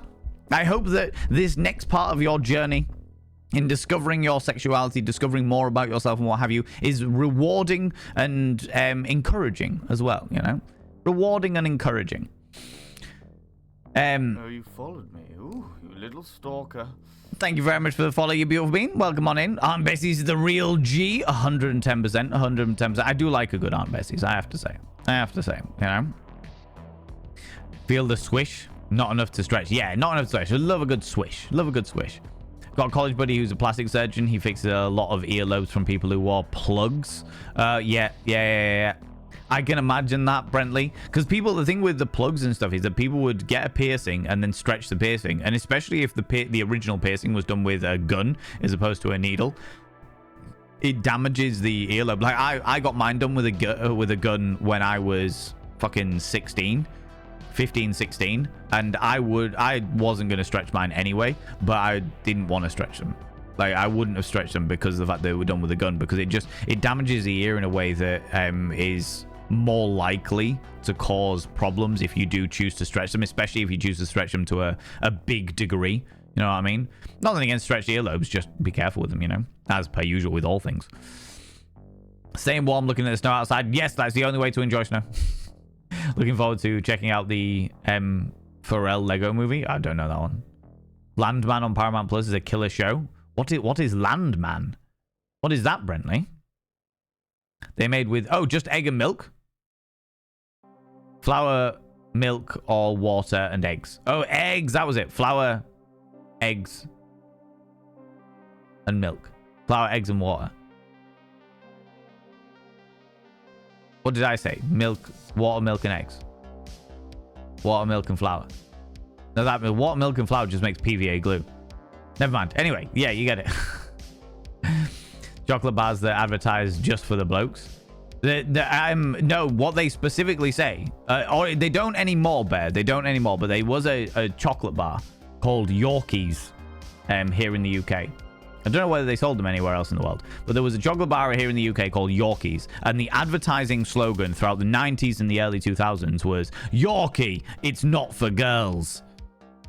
That was the slogan. That was the level of misogyny that was just brandished out there. Yorkie, it's not for girls. Why the fuck not? Why is it not for girls? What a fucking preposterous concept. In fact, I actively avoided Yorkies because of that slogan. I don't know whether I like them or not. I don't know whether it's a nice chocolate or not, because I was just like, no, I'm not okay with this. Even as a young teenage boy or a child or what have you, I just didn't want anything to do with it. I was like, no, that seems a bit weird. That seems weird. Why is it not for girls? That seems really strange. It's just chocolate, for fuck's sake. Obviously, I didn't say that as a child, but you know. Yorkshire puddings take 3 identical cups or glasses. Crack a couple of, it's all equal measures, right? A couple of eggs into 1 cup, and in another cup, fill to the same level as the eggs, but with milk. And the third cup, do the same, but with flour. Mix and leave to stand for an hour. Take the pan, fill with oil, fat, etc. Heat in the oven till spitting hot. Pour batter into pan. Close door. Do not open door. Otherwise, they will absolutely deflate. Like a... I want to say blancmange, but I don't mean that, do I? I mean souffle. Another ridiculous word. Blancmange is a preposterous word, and souffle is a preposterous word. Astra, are you still here, you cheeky little devil? Astra Kias? I drive a big Ford Expedition, got 4-wheel drive, but it's still hairy on the side streets. Oh god, yeah. Yeah, it is slippy and slidey out there. Especially if you've got fucking 41 centimeters of snow. Jesus Christ. Astra, you cheeky devil. Well, hello there. Look at you coming in here. Who doesn't want a smolder? I'm not surprised. I would love a smolder from myself if I were you cheeky little devil. But I'm not you, and that's all I can do is gaze at the reflection in the mirror. Oh, damn. But, you know, here we are. Cheeky little devil. Coming in here when it's all cold outside. When it's brisk. Thinking, ooh, I can warm him up. I understand how it is. And you know what I am? I'm too hot to handle. And this is the level of smolder that you get when you're too hot to handle, you cheeky little devil. I mean, really, what do you like? What do you like, you cheeky devil? You know? Means a lot, Skullmagger. I am genuinely really happy for you. I'm genuinely really happy for you. If you have cupcake or muffins tin, they work for individual Yorkies. If you just have a cast iron frying pan, you just have a giant Yorkie. Giant Yorkshire pudding. On board it. How's it going, Hell Kitten? How you doing, you cheeky little devil? I've got knots in my shoulders for some reason. You know?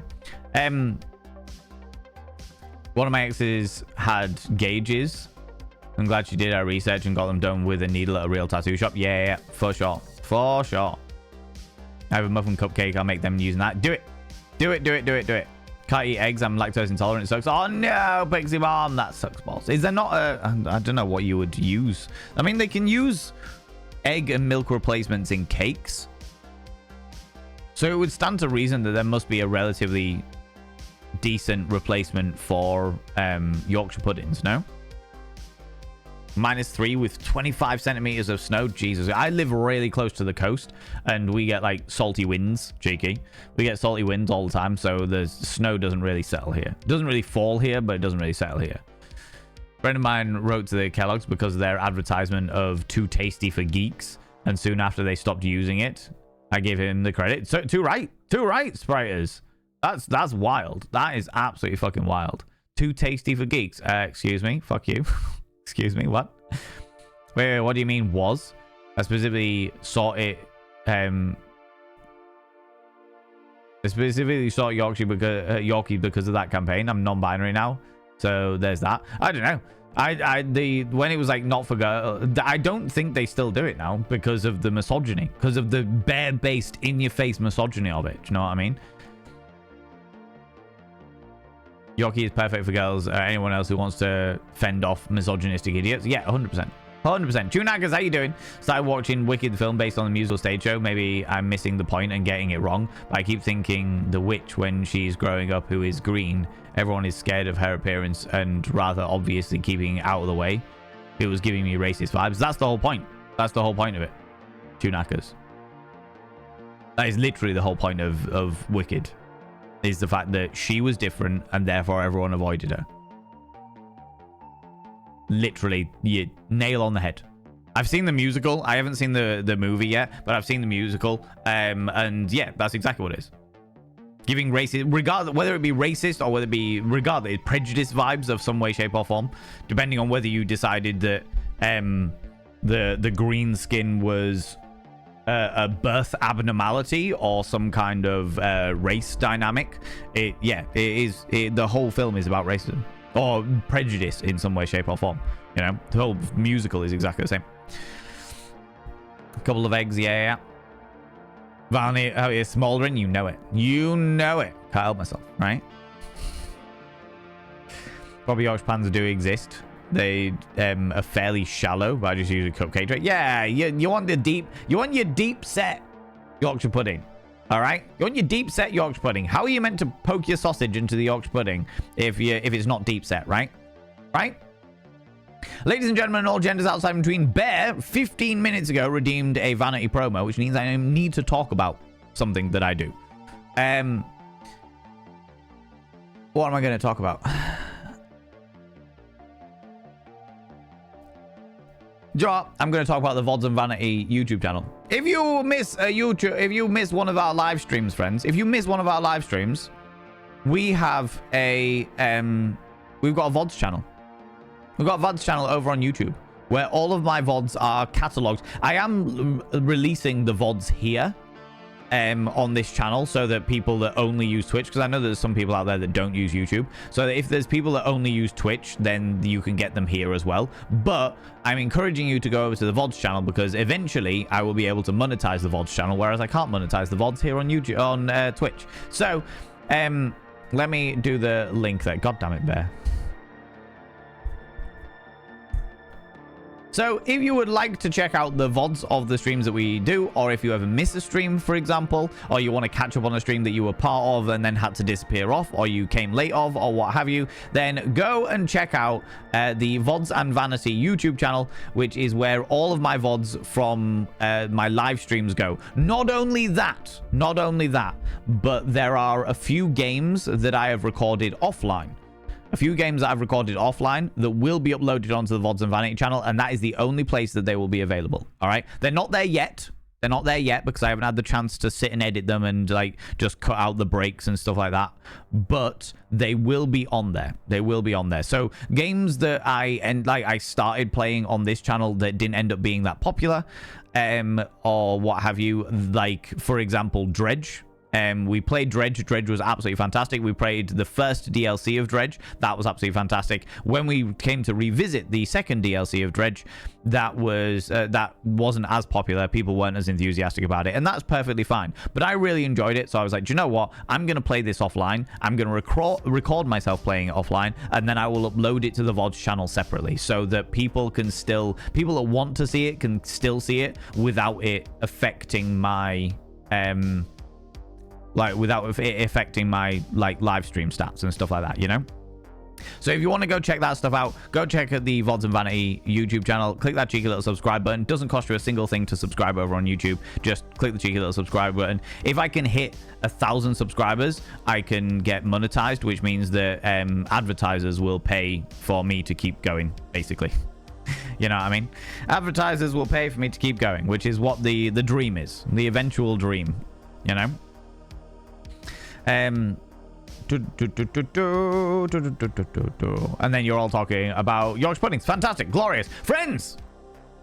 I've talked too long. I've chatted for an extra 26 minutes.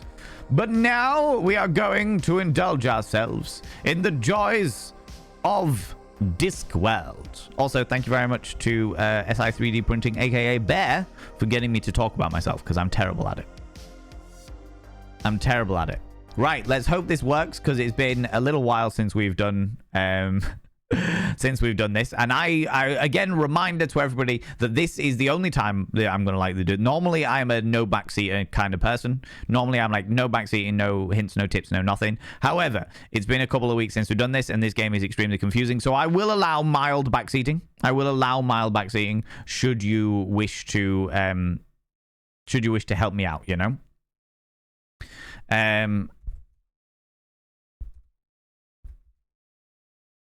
Let's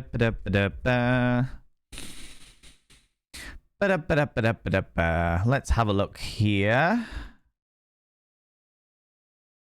Very quickly. Ooh, shush, not what I wanted.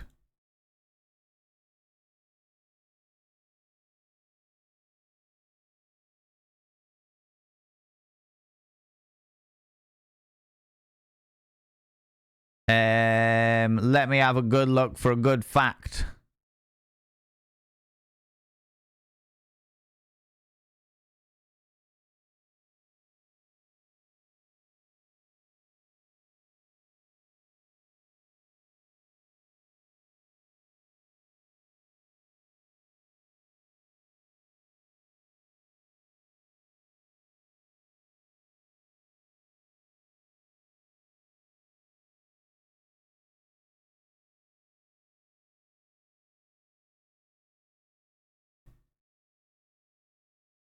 We talk about that all the time, so I'm not going to do that one. Oh, that's interesting. I'll give you a free whimsical fact about sex there, Duchess Mona. Free whimsical fact that the only two parts of your anatomy that are completely self-cleaning are the eye and the vagina. There you go. There's a random new whimsical fact or what have you. But there was one that I was going to use.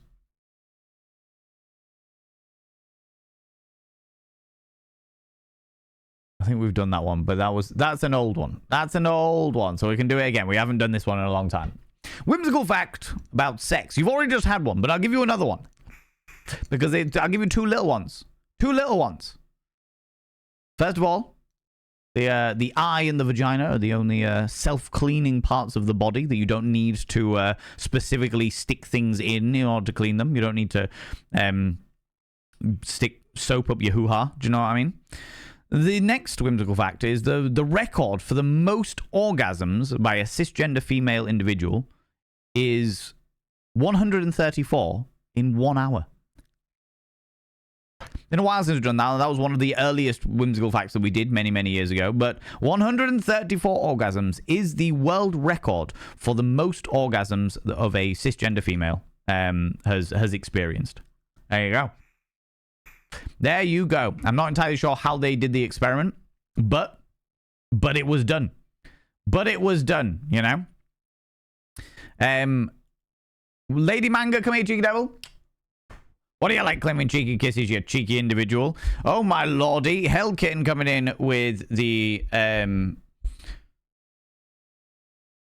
cheeky little Victorian advice. Today's Victorian advice. I don't have my glasses on me. Today's Victorian advice comes from the ludicrous laws of old London. The ludicrous laws of old London. Let's have a quick look.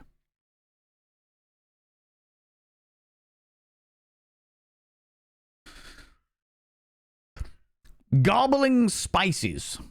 In 1604, James I permitted the garbling of spices in the city of London.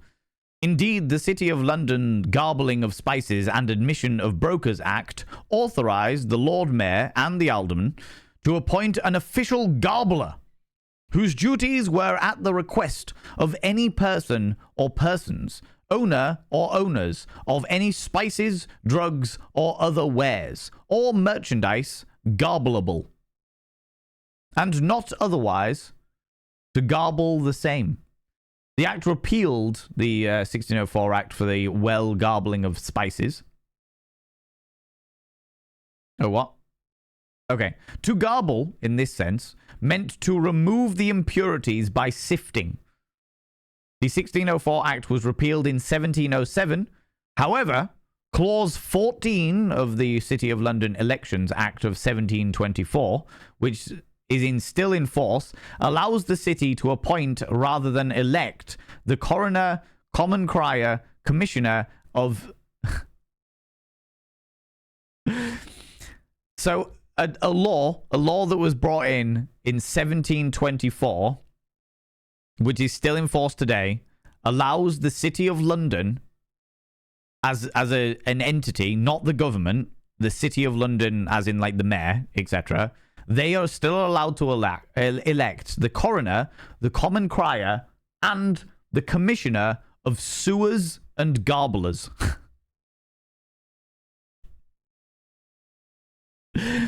What do you do for a living? Oh, well, I'm a garbler.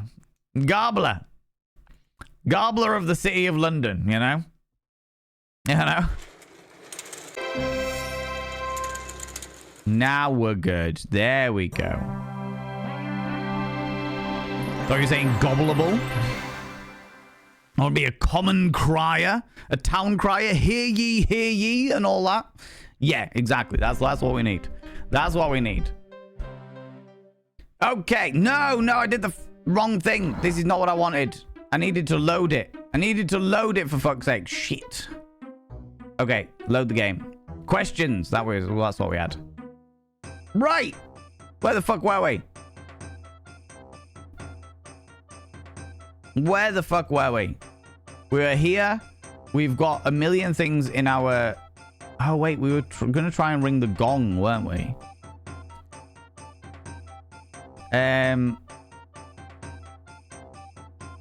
We've got the sheet. Can't remember what the fuck we were doing. Corn flour. That doesn't work. Can we mix the corn flour? Right, we have enough here for some description of food. Do we need to make a cake? Did I ever tell you about the time that I was not only a professional, but an international fluffer? You didn't, I have to say. Bear, you have not told me about the time that you were an international fluffer. Tell me more. Can anyone remember what we were doing, friends? What were we up to? I remember we got outside of the... We got outside the walls. We can go back in time to the ye olde... Well, to a few months ago when they were summoning the dragon.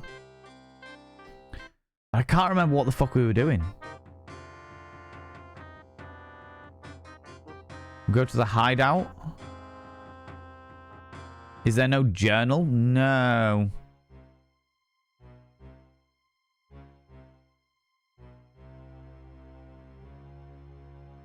I've just got all of these things. The lantern I thought was going to get us into the basement of the broken drum. We do need to go into the broken drum and work out... We need to go into the broken drum in the past and work out how to fuck shit up. But I can't remember what that was about. I mean, we could always do that. First, we can go to the basement. Well, we can go to the broken drum in the past and see where we get from there. That's where we can start. But no, there's no like journal, so I can't remember where we were. Rincewind getting all wiggly. Getting all wiggly.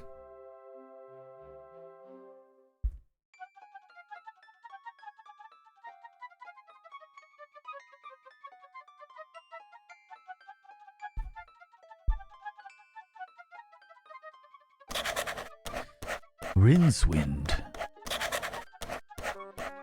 nervously crosses L-space.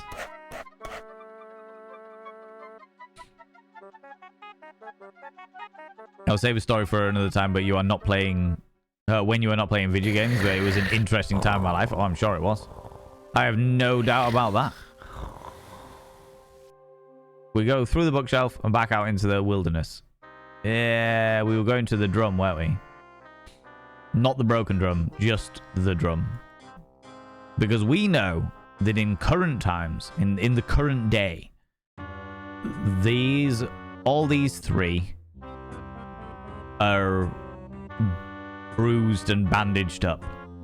So we need to make them have a fight in some way, shape, or form. You know? Dragon gave you a quest to try and scare a dude and stole a hair roller. None of these things were related. No, I remember we got the scared dude. We did the scared dude thing where we got the little hammer, and then the hammer was used to smash something, and I can't remember what we got. Oh, we got the city pass. We got the city pass, and that allowed us to go outside of the gates. I remember that happening. I remember stealing the hair roller, but I can't remember what we're gonna do with it. If we do anything with it. Yeah, I don't know. It's an interesting one. How's it going, Stupedia? How you doing? Yeah, no, that's fine. You do your thing, Stupedia. You chill out, friend. You chill out. No issues. What did the Hublander say? What are you two lummoxes doing here? Get out of my way. I think maybe he talked to us. Yeah, to us he speak. What we do with him? I say we take him. We crush him between our biceps, and we squish out his brains like icing from a tube. This one is no good for a fight, maybe. He wears a dress. Just hurt him a little. We get proper fight later. You also met a thief, but still can't go into the dark space. Yeah. Was that Eric Idle? Yeah. So our character is voiced by Eric Idle. Considering this game was made in 1995, the cast is pretty fucking... There are a lot of celebrities in it. It's got Eric Idle, John Pertwee, Rob Brydon. Who was the other one? Tony Robinson. Yeah, there's quite a lot of quite famous people in it. Excuse me. Ow! They want a fight, but how do we make it happen? I think maybe you say, I want fight. Well, I bloody well didn't. That's the trouble with you people. You always think might makes right. Oh, sorry. We think you say fight again. Yes. This is getting to be fairly typical, isn't it? Thank you. I'll just go and stand over there. Don't choke horribly to death on your beers or anything. I'll catch you later then. It's this guy. We need this guy. Oh, wait, hold on. What's the picture? What's a lovely picture of the top 3 placed cats in the annual Ankh-Morpork Cat Show? Why, so it is. And worthy of considerable contemplation.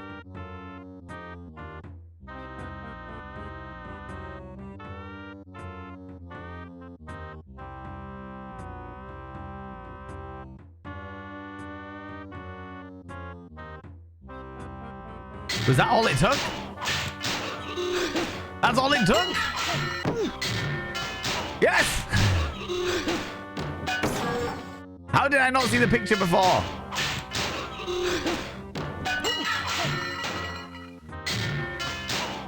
Maybe I saw the picture and didn't. Yes, drinks, tables, it's a bar, all right. Thank heavens I took that course in object recognition. Due to plot elements beyond my control, I'm afraid I can't do that. This looks suspiciously like the entrance to a bar. Amazing. Due to... I can't do anything until they've... Okay, alright, okay.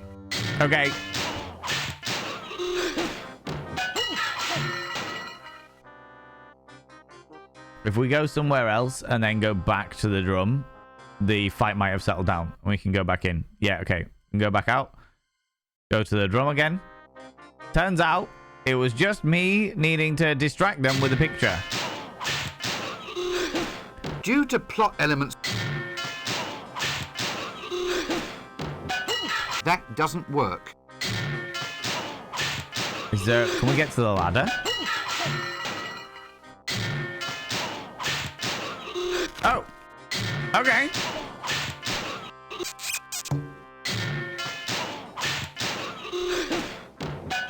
It's us that makes it the broken drum. It's us that makes it the broken drum. We broke the drum. We did it. That was us.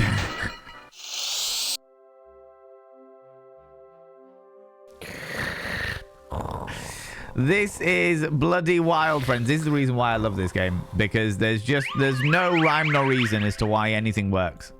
No rhyme nor reason as to why stuff occurs. You're just in, you're out, it's grand, it's fine and dandy, whatever, let's go. Right, now I've got a shingle, and I've got no idea what to do with the shingle.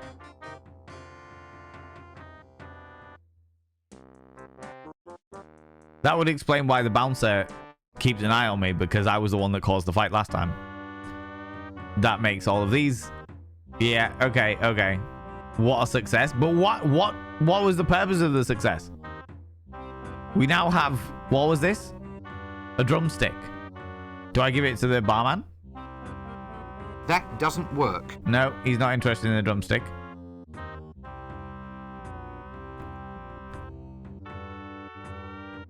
What happens if I give it to the guy that we beat up in the first place? Or we got beat up in the first place? That doesn't work. No. Ah, okay. I've got a drumstick. What the fuck do I need a drumstick for? Wasn't the cut me throat dibbler? Cut me own throat dibbler. Wasn't he selling drumsticks? Hey, bouncer. That doesn't work. No.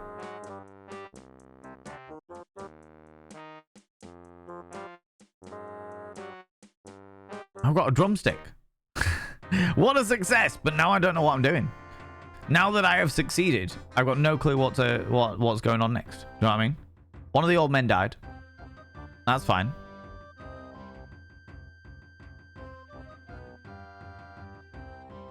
Yeah, they look like drumsticks. Come here.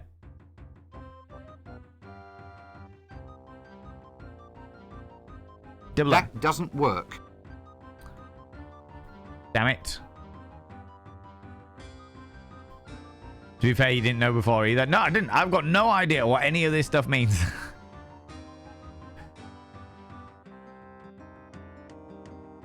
We've got the pot, cornflour. So we haven't enough stuff to make a cake, theoretically speaking. But what does that entail?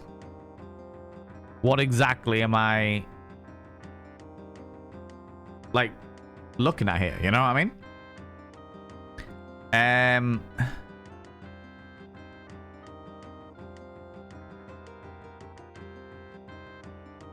already have one of those. You do indeed already have one of those.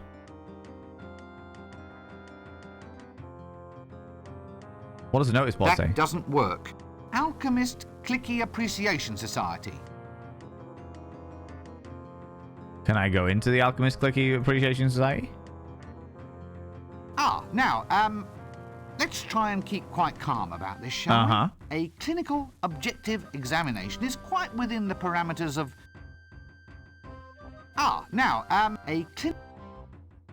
Well, busy day? No, I'm actually toning the butchery and combat aspects down a bit. I've had a bit of a chat with her mothership, and we're re-examining our stance. Okay. Well, slaughtering someone just on suspicion of lustful intent seemed a bit excessive, particularly in the light of these new mayhem and justifiable carnage bylaws. It's so hard to prove moral and religious outrage when you've just threaded the prime witnesses onto a pool cue. That makes sense. Yes, I quite see what you mean. What you probably want is some sort of receipt system. You know, have them file a form with you declaring lustful intent, and then you'd have something to show the the city guards afterwards. You mean once I've scooped out their spleen and... Yeah, well, you could tailor your responses more too. I mean, match retaliation with the intent. I mean, Yeah, it mere makes sense. pulse quickening might be worth 2 black eyes. Your actual wolf whistle might be loss of consciousness plus 1 to 4 teeth. And your pat on the backside might say, require removal of the offending limb. And the spleen? Well, all right, if you must. It's just I'm getting good at those. And kidneys. I just don't know how many people are supposed to have. Is it 2 or 4? Well, I think it varies according to personal need. Anyway, what do you think? Well, it all sounds much more reasonable. I think I rather like all that. Thank you, that's ever so helpful. That's great and everything, but how does that help me? I don't have a receipt system. Can we tickle? Oh, can we tickle the... That doesn't work. That doesn't We work. can't tickle the lovable street starfish. Damn it! But there's still the psychotrickerist, not the therapist, the psychotrickerist that we need to go see. Will you shut up and sit down? All right, calm down.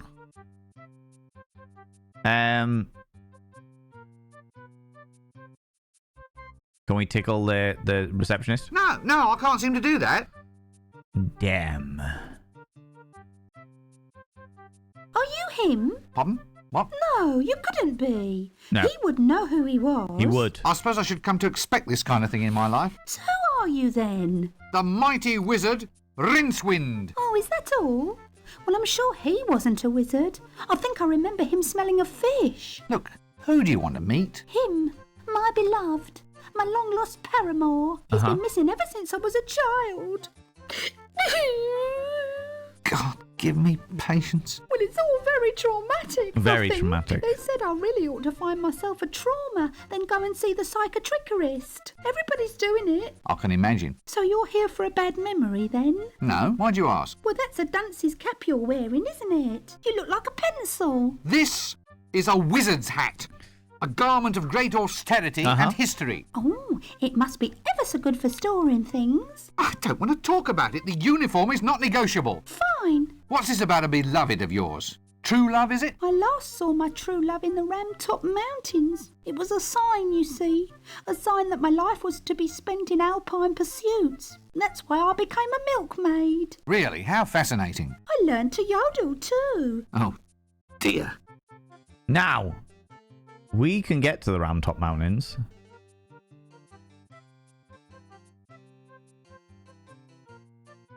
I believe. 1 trauma, please. Yes, go and get myself a trauma and then go see the psychotrickerist. Excuse me, could I have 1 trauma, please? How's it going, Tamaz? How you doing? Sir Terry Pratchett is such a legend, right? So if we go back out, we can, theoretically, because we've got the gate pass, so we can get out. I believe we can go to the Ramtop Mountains, right?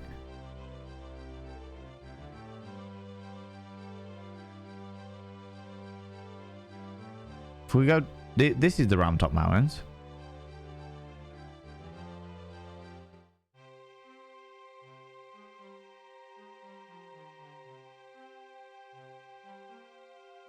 There's nothing here.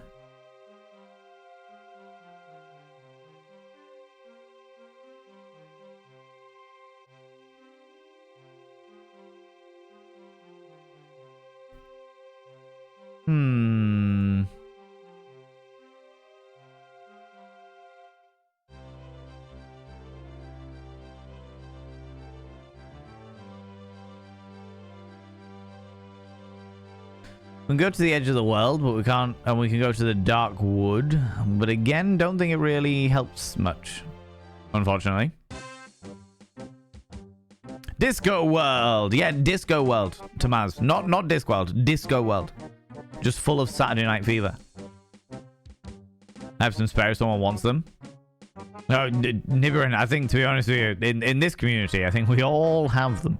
Although saying that, if we could wake up some kind of like trading system, you know, like people trade Pokemon cards, I'm sure we could at least make trauma a little bit more enjoyable, right?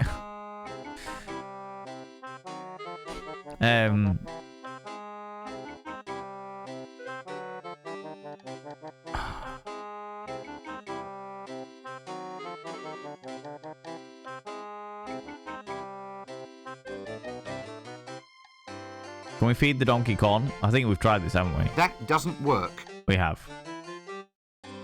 The donkey is hiccuping. Can we feed them a tankard of ale? That doesn't work. Damn it.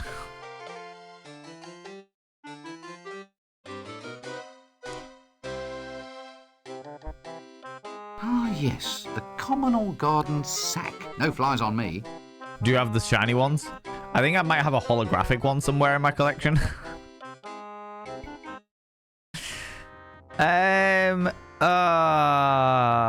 Okay.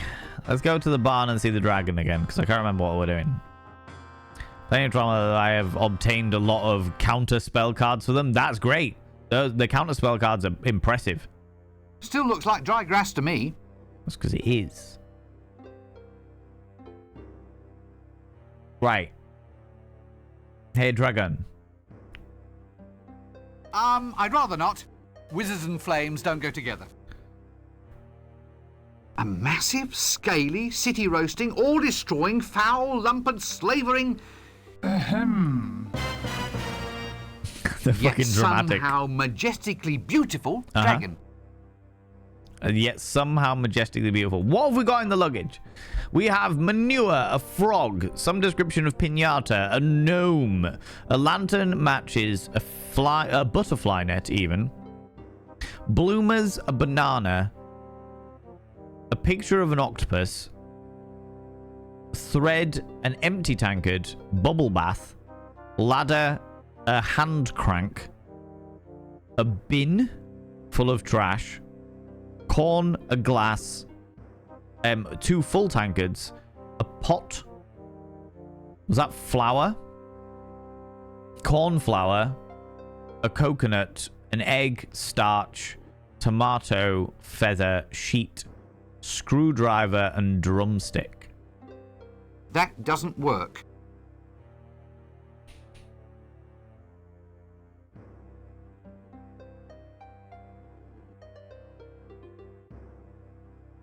Ah, genuine Morporkian lead crystal. Fine acoustic properties.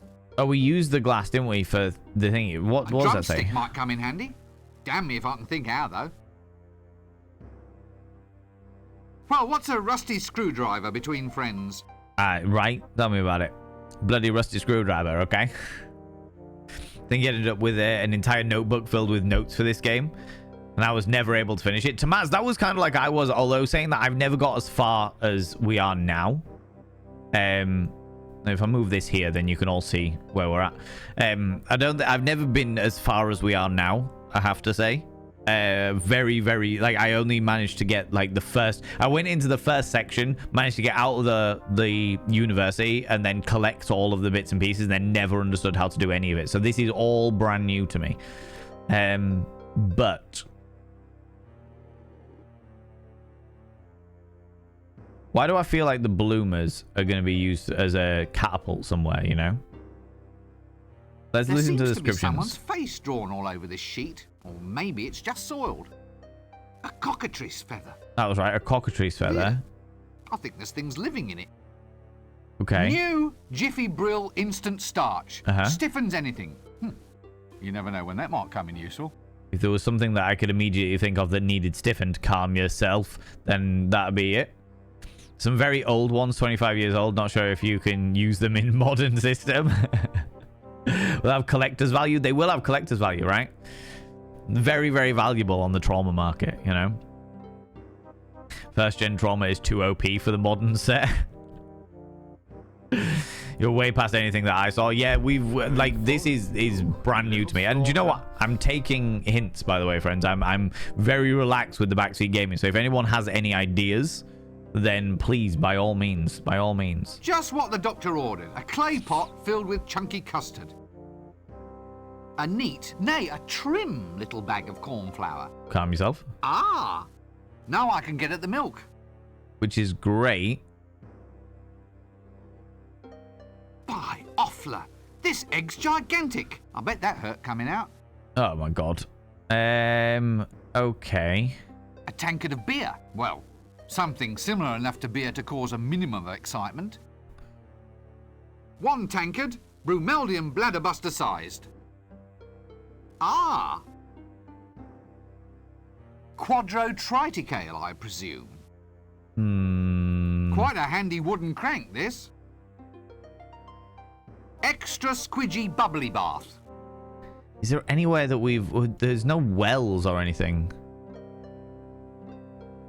Well, I suppose we could try and put the bubble bath inside the pond in the Unseen University.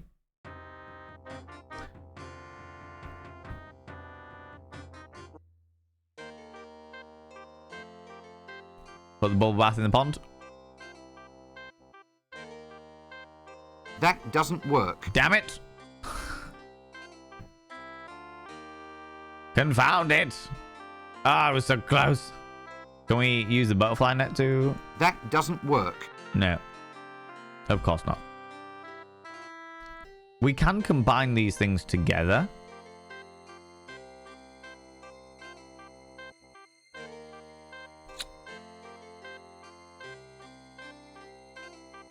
But I feel like they need to be combined together in a very specific way.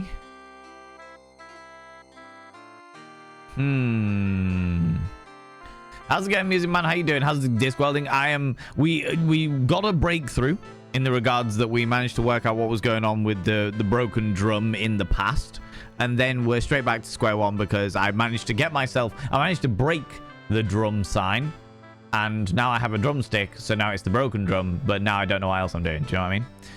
Can't be wrong, but I think you're trying to infiltrate the cult to release their hold on the dragon. Oh, yes! Yeah. And the way that we needed to do that was by having foreboding robes, which meant that we needed to dye the sheet that we've got to a darker color. If we go to the inn in the current day, because the only place I can think to dye the robes is in the bathtub in the inn.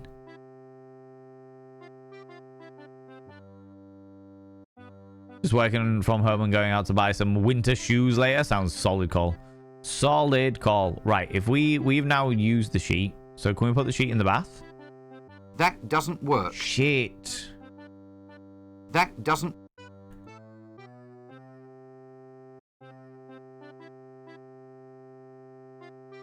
Can we fill the tankard full of soap? That doesn't work. No. What about the glass full of soap? That doesn't work. You would think that the bubble bath would go into the bath. I don't think it does. That doesn't... I don't have like a bucket or anything.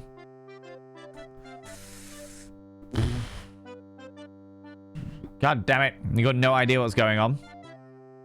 It is all over the place. It is all over the place. There's so many things going on. There's so many possibilities.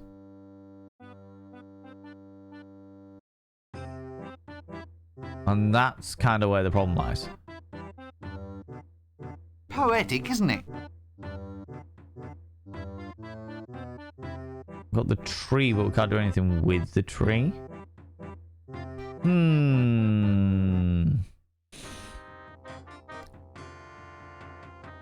I needed foreboding robes. How do I get foreboding robes?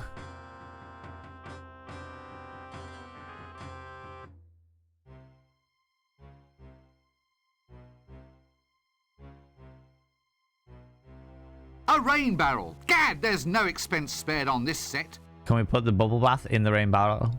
Can we do that? It's not saying I can't do that. That doesn't work. A rain barrel. Gad, there's... It's not saying we can't do that.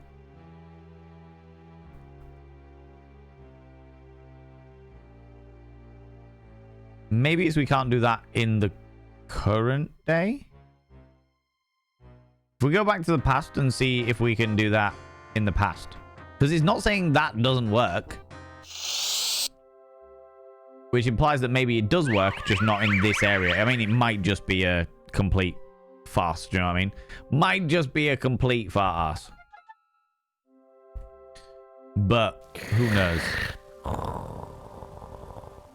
Who knows? Go to the hideout.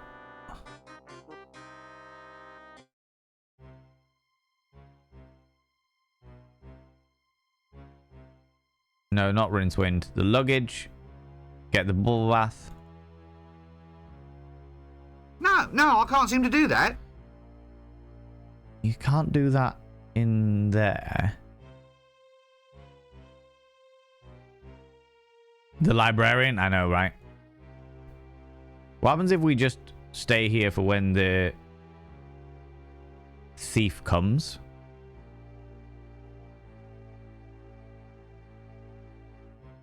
Because he's due to arrive any second, right? Oh, wait. There he is. And then he puts on the foreboding robes. Hist! Hail, brother door opener. Doorkeeper! Opener, keeper, what's it matter? Well, I don't have to open it to just anybody who turns up. You could be a spy. A spy? Well, it's a possibility. You could be a very clever spy wearing a very effective disguise. Open the blasted door. What's the password? All right. Lean closer. It's...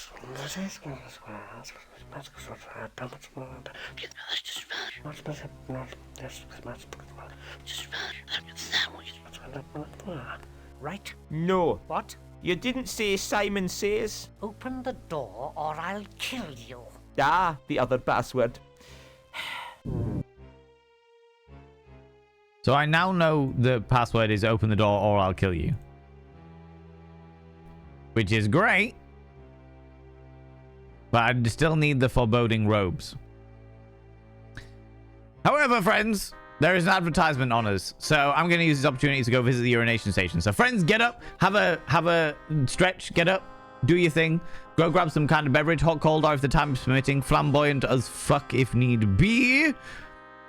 And, oh my god, my brain's just gone full melty. It's been a while since I've done this. Get up, have a stretch, go do what you need to do. I'll be back momentarily once the ad break ends. Don't forget to take your meds if you haven't done it already. Take them now, you cheeky little devils. And if you're wearing a binder, have a couple of deep breaths, stretch those lungs out, stretch those rib cages out, and I'll be back momentarily, you cheeky little devils. Never wear your binder longer than is medically recommended, which is approximately 6 hours, you cheeky devils, all right? Yeah, exactly. Bio break, Killer Penguin, how you doing? Ember Vox, you beautiful bean. I'll be back in a minute. How's it going? Welcome back on in. Hope you're doing well. Got tea. Hope you're all caffeinated and wrapped up warm against the cold. So while everyone's gone, I'm just going to comment on how nice he looks in black today. Oh, Tamaz, you beautiful bean. I appreciate you. Flattery gets you everywhere, friend. Flattery gets you everywhere. Okay, where were we?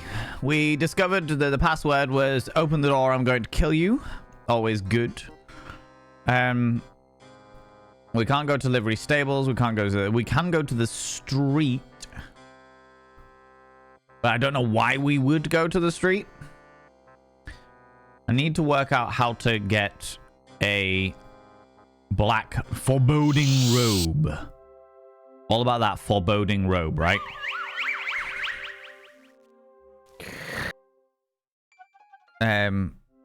Oh, are these your winter boots, Music Man? Do you need them for anything in particular or just to fend off against the winter? I've got myself some military style boots that I wear all the fucking time during these months because they're just so fucking good. So fucking good. They also go with all of my outfit. All of my outfits. Plural.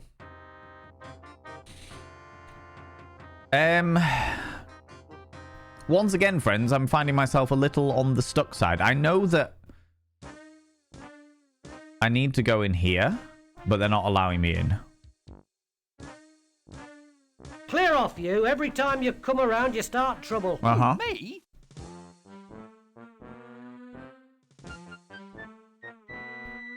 There's no secret way in.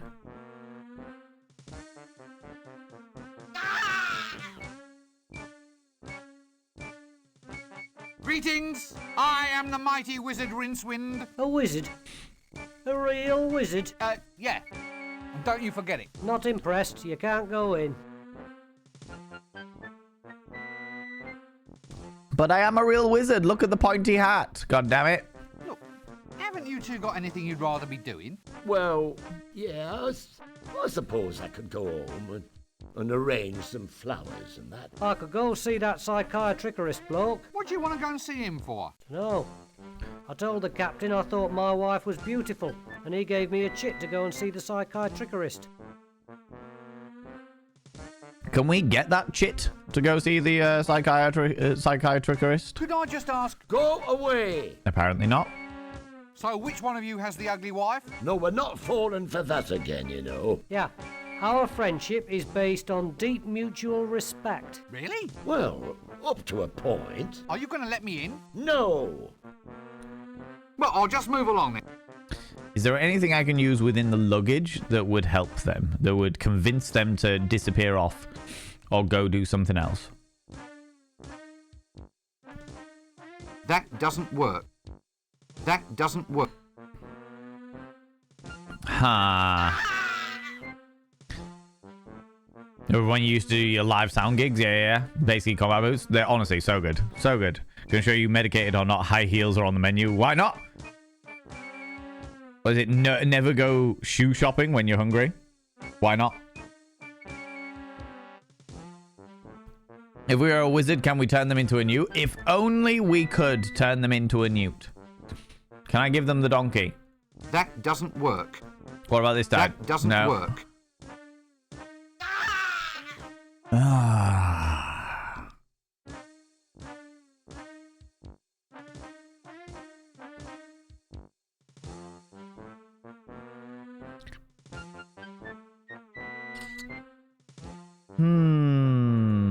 I am perplexed, friends. Perplexed, I tell thee. Perplexed. There's nothing else. The square, the street.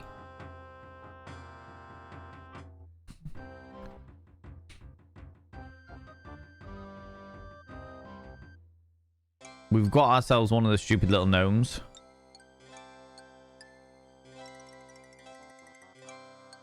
Special today, sweet pretty pony home abattoir set. Somehow I don't think it'll catch on. Ah, looks like a prime paste blanc extraordinaire to me. Good body, but a bit fruity for my taste. That doesn't work.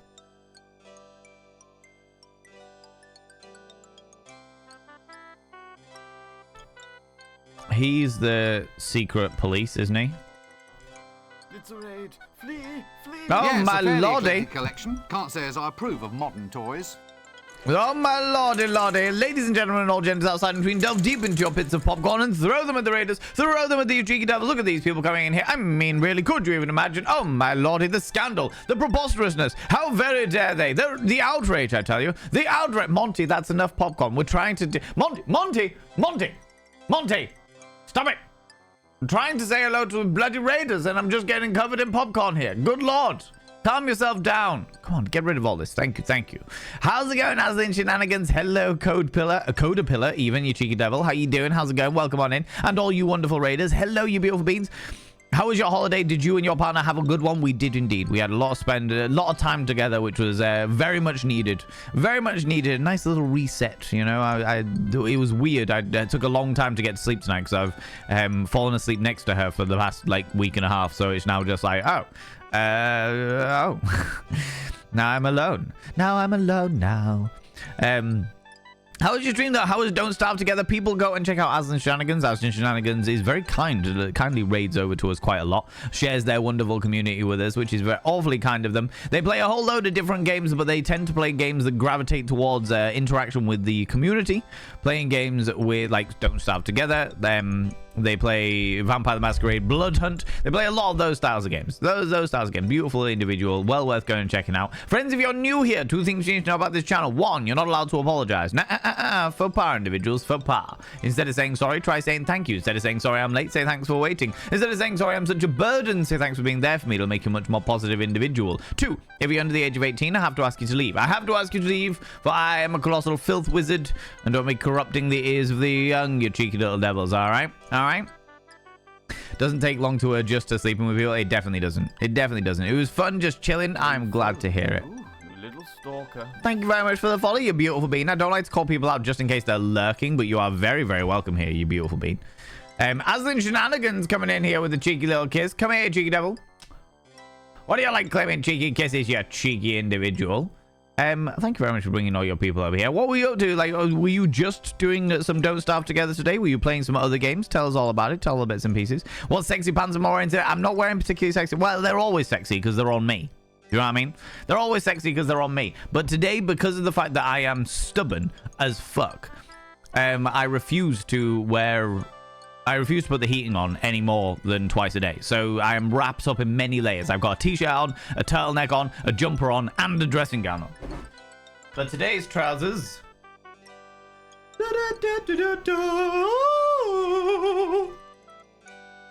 Today's trousers are some very fancy grey skinny jeans. A charcoal grey. Really lending itself to that gothic comfort that is my current aesthetic today, you know? Just nice and cozy, nice and warm, stopping myself from having to put the heating on because I am snug as a bug in the proverbial rug at the moment, you know? Yeah, I know, but that's the reason why we're playing some nice cheeky little retro games. Playing the good old Discworld 1995. However, I am absolutely stuck as fuck. I've got no idea what I need to do next. No idea what I need to do next. But were you playing other games today, or were you just playing some Don't Starve together with peoples? Thank you so much again for bringing people in. By the way, to all you raiders and to Aslan Shenanigans, if you need to disappear off, if you need to go grab a snaffly treat, some delightful beverage, please go and do so. Please look after yourself. I know what it's like when you've been streaming and what have you, so I just want to make sure you're doing all right, doing okay. Did play a bit of Blood Hunt, but I lost my voice. Slowly starting to come back, but I laugh and yell and talk so much during that game. Had to switch to Don't Starve, so where I talk less normally, because I don't want... because most don't watch me when I play that. That's fair. That is fair. You've got to look after yourself. And if you're screaming yourself hoarse because of the chaos and what have you, then yeah, you got to do that. Do you know what I mean? You got to look after yourself. Got to prepare yourself and look after yourself for sure. Do you know what I mean? I can tell you something you haven't done it already. Tunackers, give it to me. Give it to me, you cheeky devil. Give it to me. Not like that, but you know, give it to me. What suggestions have you got for me? Because I am at a point where I'm genuinely not sure where I'm at. I want to complete the game. I have no intention of failing miserably at this game, but I want to make sure that some things just sort of fall into place. But like today, when we found out about how to get the fight going in the broken drum, like I spent literally all of last week trying to work that out, and it turns out that it wasn't anything to do with what I thought it was to do with. So, you know, trying to remember. No, it's all right. It's not a problem. You take your time. Thomas Silverfish, alchemist extraordinaire. Valen taking a suggestion on a game that's related. To be honest with you, Aslan, the reason why is because this game was from 1995, and it was in a day and age where all games came with guides. You would buy the guide along with the game. So they don't give you any hints, any tips. And because it's from the mind of Terry Pratchett, it is surreal as fuck as to how you deal with stuff. It's just really, really surreal as to how things go about, you know? Yeah, it's so weird. The logic is pretty outrageous. Home to a common house mouse, if I'm not mistaken. It's out there solutions, exactly. And we've got so much shit. Can I put the lantern in the hole? Can we see what's in the hole? That doesn't work. No.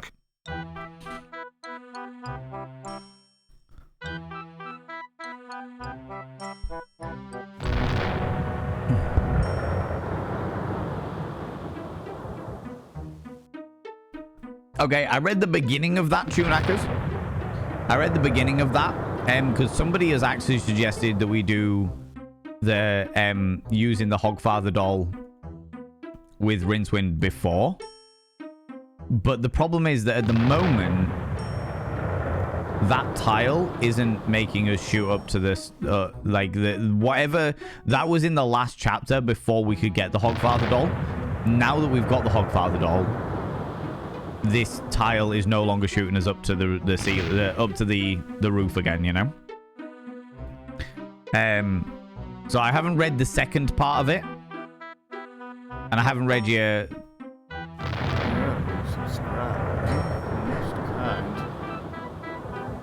Much appreciate you, mate. Just had my birthday. Always a really hard time for me, so hearing that friendly voice of yours helps so much. Thank you for being such a wonderful human being. I was just moving us out into this area because the explosions were smothering your resubmission there. But Alec Wallace, you beautiful being, I hope that however your birthday went, that it went as smoothly as it possibly can. Because if it's a really hard time for you, I'm genuinely really good to hear that, friend, because birthdays should be a time that you celebrate your existence on the world. Do you know what I mean? And you deserve to be celebrated. You deserve to be celebrated, Alec. You're a wonderful being that deserves to be celebrated. Your existence is valuable and valid and appreciated. And regardless of what it is, the reason why you happen to struggle with your time of year, and no criticism there by any stretch of the imagination, but you deserve to be celebrated and have celebrations there, you know? Alec Wallace, I should now describe your name on the mirror vein. By having your name on the mirror vein, it means you get access to my personal Snapchat, not a bum Snapchat, you cheeky devil. And of course, you get access to all those sexy little emotes. But the most important thing is you gotta roll over every morning, look in the mirror, and go, God, I look rough. But God damn, do I make rough look good? Ooh, harra, sexy. Ooh, yes, meow, you know? Also, Alec, I would normally sing Happy Birthday to you. However, I won't do that because if it's genuinely a time of year that you struggle with, then I don't want to like rub salt in the wound, as it were. But know that you're appreciated, know that you are very valued here, and know that you deserve to be celebrated, friend. You deserve to be celebrated. You know? Logic is a loose term for this game. Oh, it definitely is. It definitely is. Because in our day, games came with books. We were happy to read them. Oh, definitely. They definitely did. And do you know what? I enjoyed them, but I'm all for bumble fucking my way through a game, but I'm definitely at the point now where I'm like, do I just try everything on everything? Do you know what I mean? Until something works. And that's kind of where I'm at. But this was the thing that was shot us up to the... Ooh. That was an explosion. Good grief! What is going on? That doesn't... Can we get up to that window via the ladders? That doesn't work. No. Never mind. You still have the book that came with my Warcraft 3 battle chest? Oh my lordy. My birthday in hospital this year. Do feel that wholeheartedly. You deserve to be celebrated as well. Everybody deserves to be celebrated on their birth anniversary, especially if they're a member of this community. You know? Miss the days of games coming with manuals, yeah? Maybe next year, Bumbling Bee. I discovered Steam has a PDF of the original manual for Fallout New Vegas. Took great joy in printing out to read. Oh, I love that. Rub your bits and bobs and the solutions will come. Basically, yeah, Slappy Mates. Effectively. Have you spoken to the Aunt Morpok's most famous cart vendor, Dibbler? Yes. So we went to Cut Me Own Throat Dibbler.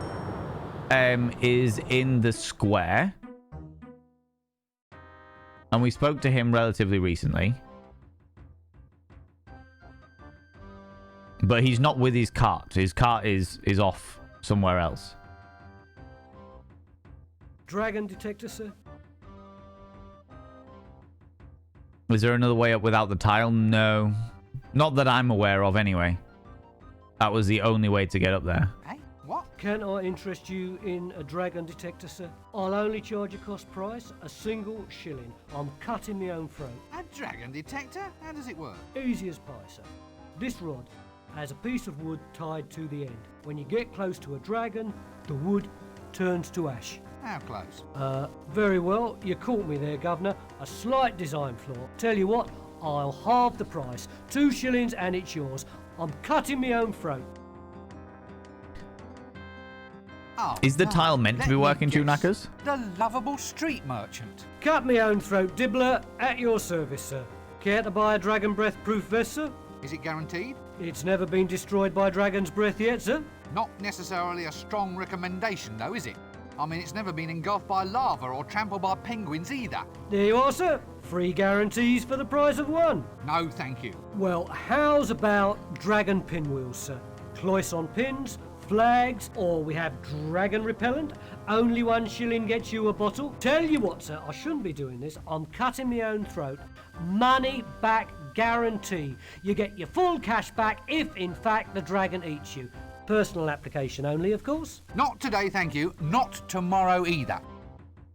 What's that smell? It's like roasting loincloths. Sausage in a bun, sir. Wholesome and nutritious. I'll tell you what, I'll sell 3 for the price of 1. A single penny. I'm cutting my own throat.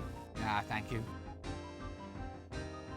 I'll show you in a second, Chewknackers. Care to buy? No. But you never even heard my pitch. I thought I'd save time. We can go back and try it from the top if you'd like, sir. Well, excuse me, I think there's someone calling me. Okay, so there's Cut Me Out and Throw a Dibbler. This is what I've got. Oh, that's Rincewind. Let's get the doll out of there for a moment and put you back there. So this is what I've got in my thingy. It should be working unless it's the L-Space version. I don't think you can get into the alley in L-Space. The dragon detector would work well. It would indeed. Let me go have a look L-Space wise. Oh. Come over here. Past the dead old man.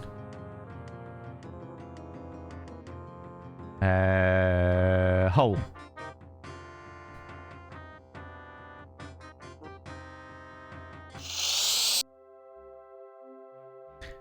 We go through L-Space. Oh, cheeky. We go back through the hole. Yeah, I can't get to the alley in L-Space.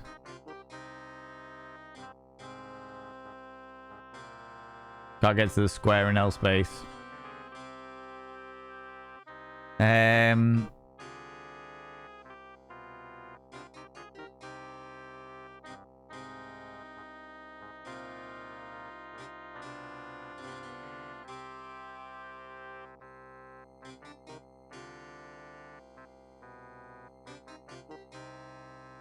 That's the thief, isn't it?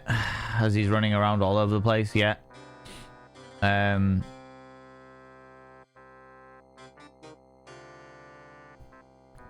Wibbly wobbly timey wimey, exactly. I haven't got yellow bloomers, I've got pink bloomers. I can try it. I'll give it a go. I'll give it a go. At this point, I'm grasping at straws because I know how. Well, I'm the thing is, like I said, the logic is illogical. Do you know who would love a pair of pink bloomers? The lovable street starfish. Come here, luggage. There you are. That doesn't work. No, apparently not. We can't starch them either.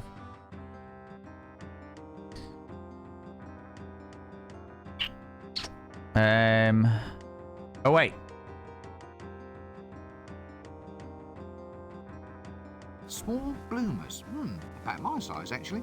Sort of soft and silky. What a strangely liberating thought. That doesn't work. Can't cover them in custard either to make them yellow. Which is what I thought maybe we'd be able to do, but apparently not.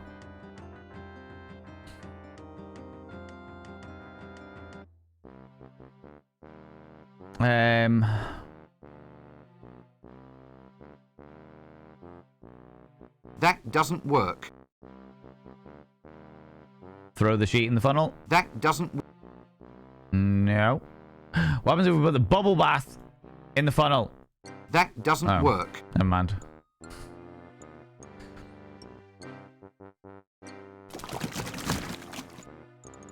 Something that says yellow bloomers from the lady in the shadows. I've got no idea. So you tried the good old everything on everything. See what? That's what I do when I get stuck in these types of games. So that's where I'm at the moment, to be honest with you. That's the point where I'm at. Let's not investigate that. That doesn't... An F still go... Oh, you don't have to take that... You what? It's mostly in bacterial cultures, perhaps. Honestly, have you ever thought what the world would be like without effluent management technicians? Oh, I don't think we'll it's actually have this time one. we had a greater say in government, mate. It's always seemed to me that you have a strong involvement with government in any case. Practically proverbial. Ah, the old sword in the... Honey bucket. Thank you. The old sword in the dunny bucket trick. Can I distract you with pink bloomers? That doesn't work. Can I distract you with bloody anything? That doesn't work. I can't go into the shades yet, Tunakas. It won't let me. So what I'm doing here is I'm reading the first line of what you're saying. That doesn't... Just so I don't get too many spoilers. But yeah, I can't get into the shades yet. I'm not that far in the game yet.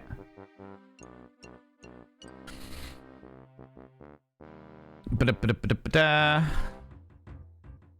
yeah, that's I'm at the point now. How's it going, Instamoo? How you doing, Cheeky Devil? I'm at the point now where I'm like, right, okay, I'm gonna start trying everything on everything.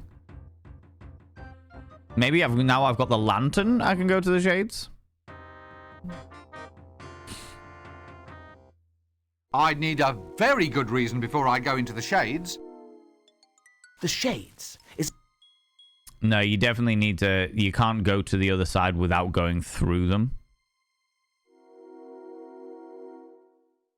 Like, there's no way to get there. Like, I can see that there's something here at the bottom around this section here, because it's a slightly different coloration of the pixels, so it's definitely through there. But I can't get in there because I don't have a reason, as it were. So yeah, thank you very much, Nibirin, for deleting them so I didn't accidentally read anything. And Tunakas, that's nothing against you. That's just making sure I don't get too ahead of myself. But I don't think I'm there in the game yet. I don't know. I don't think I'm quite as far along as that. You know, doing good. Woke up late, but now I can function. What? Exactly, Itsumu. You got that beauty sleep. You got that joyous, joyous beauty sleep. You know. Let's go to the broken drum. Luggage. In fact, you know what? Let's take a moment and think about what we could use where. We got a frog from the pond in the Unseen University. We can't get into the basement of the drum, which is where I thought the lantern would be. I know that I need to use the Hogfather statue on the rooftops, but I can't get to the rooftops yet. Because that isn't exploding yet. We have manure. What's the picture say? A fine little octopus there. A nice sturdy picture frame. That doesn't work. Oh, I thought maybe we could pry off the picture frame. A crank. We took that from the well, didn't we? No idea where it could go, though. The matches, butterfly net, banana, bloomers. I think the sheet we need to dye black somehow to make it a foreboding sheet, as it were. I can give a hint. Yes, yes, yes, yes. Give me a hint. Go for it, Semba. Go for it. This is a communal game. We're all playing it together. Look at us. Look at us working through this as a community. AKA, I ain't got a fucking clue what's going on. You need explosions? I'm an expert at making things explode. Might not be the one you want to explode. That's fair. That is fair music, man, to be honest with you. Yeah, there's like a specific tile in the alley that is meant to explode and shoot us somewhere. Ooh. Okay. In the past, something to do with the frog and the drunk guy. Amazing. Amazing. That is the... You see, that is exactly the kind of hint that I need. Is like... This is the thing that you need, and this is the area you need it.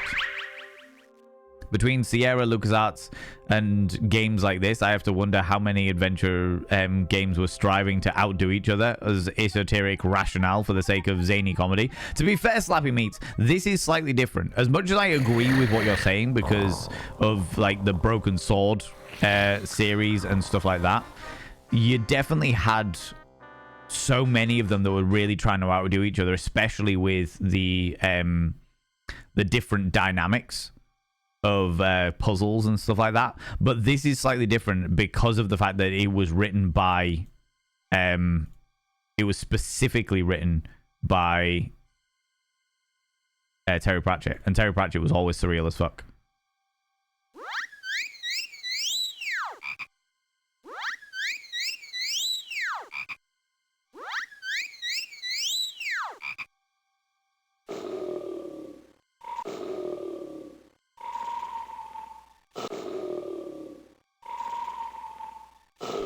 Oh.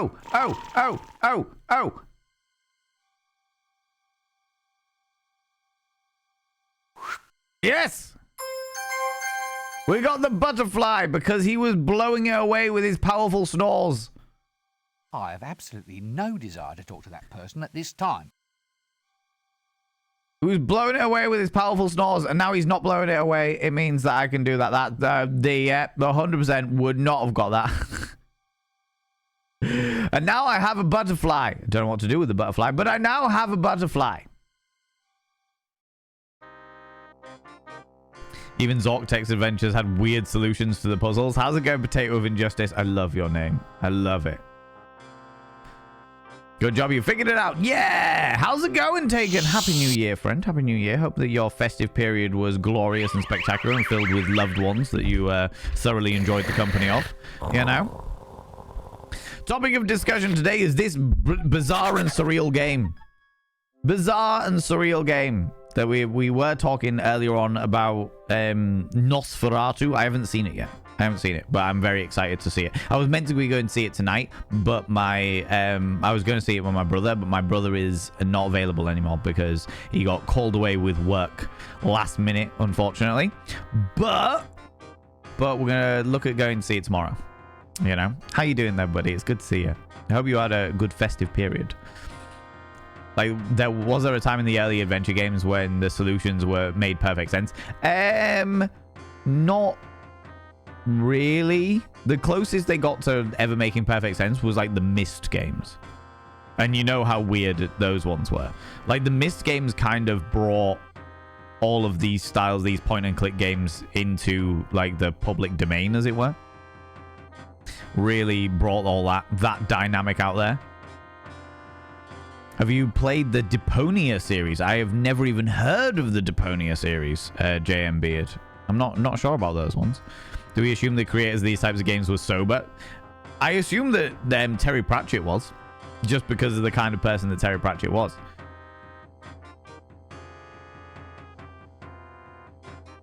Hold on. We have a butterfly. What happens if we put the butterfly in the spider's webs of the dark forest? We should, yeah, because I highly doubt it. I think Terry Pratchett will have been, because I don't think Terry Pratchett's drank, to my knowledge. Pratchett was perfectly equipped for that genre, seeing wacky, surreal logic, and saying, "Hold my gargle blaster." Exactly, right? The Pangalactic gargle blaster. Right.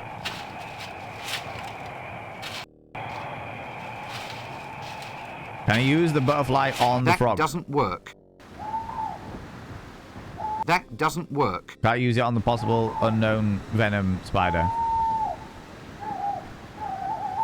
No. Okay. I saw a post about Nosferatu being an extension of the Need for Speed franchise. Oh! Go back!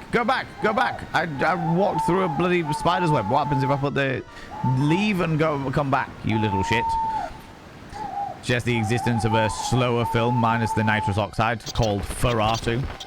Oh my god, Taken. I can't believe you just did that. I cannot believe you just did that. All of this time, I thought we were friends, and you come out with that kind of pun language. Pun-based shenanigans.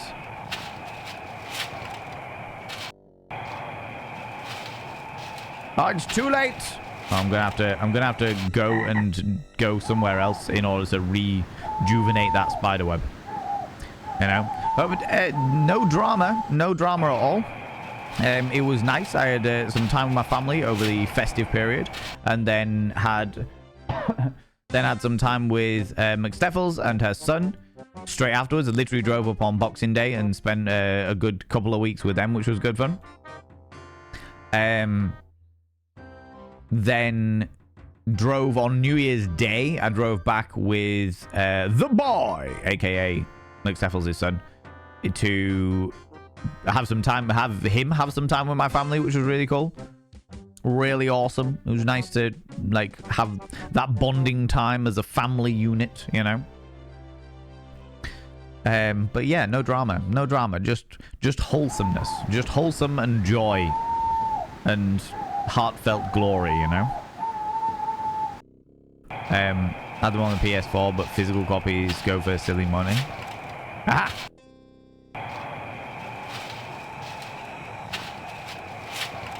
Right, butterfly.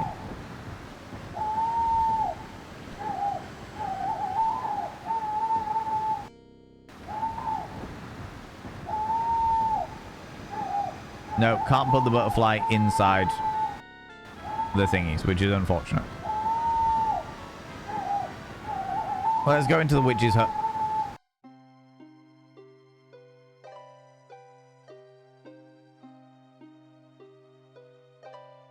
That doesn't... Yeah, bugger. Never mind. Maybe the Shadowgate is amongst these straightforwards, and yet it's still a bunch of Sphinx riddle logic. You've got to have a good set of logic, all right? Got them all to 100% Chewknackers. That is mind-boggling to me. Well done, you. Took 80 minutes to find my present in mod chat. It did. It took me a long time to find it. Do you know what I mean? Oh, Nibiruin, 100%. Not Nosferatu. Yes, Feratu. All right. Okay. Yeah. No. I mean, I would imagine that it'll reignite a lot of people's monster kinks out there. You know.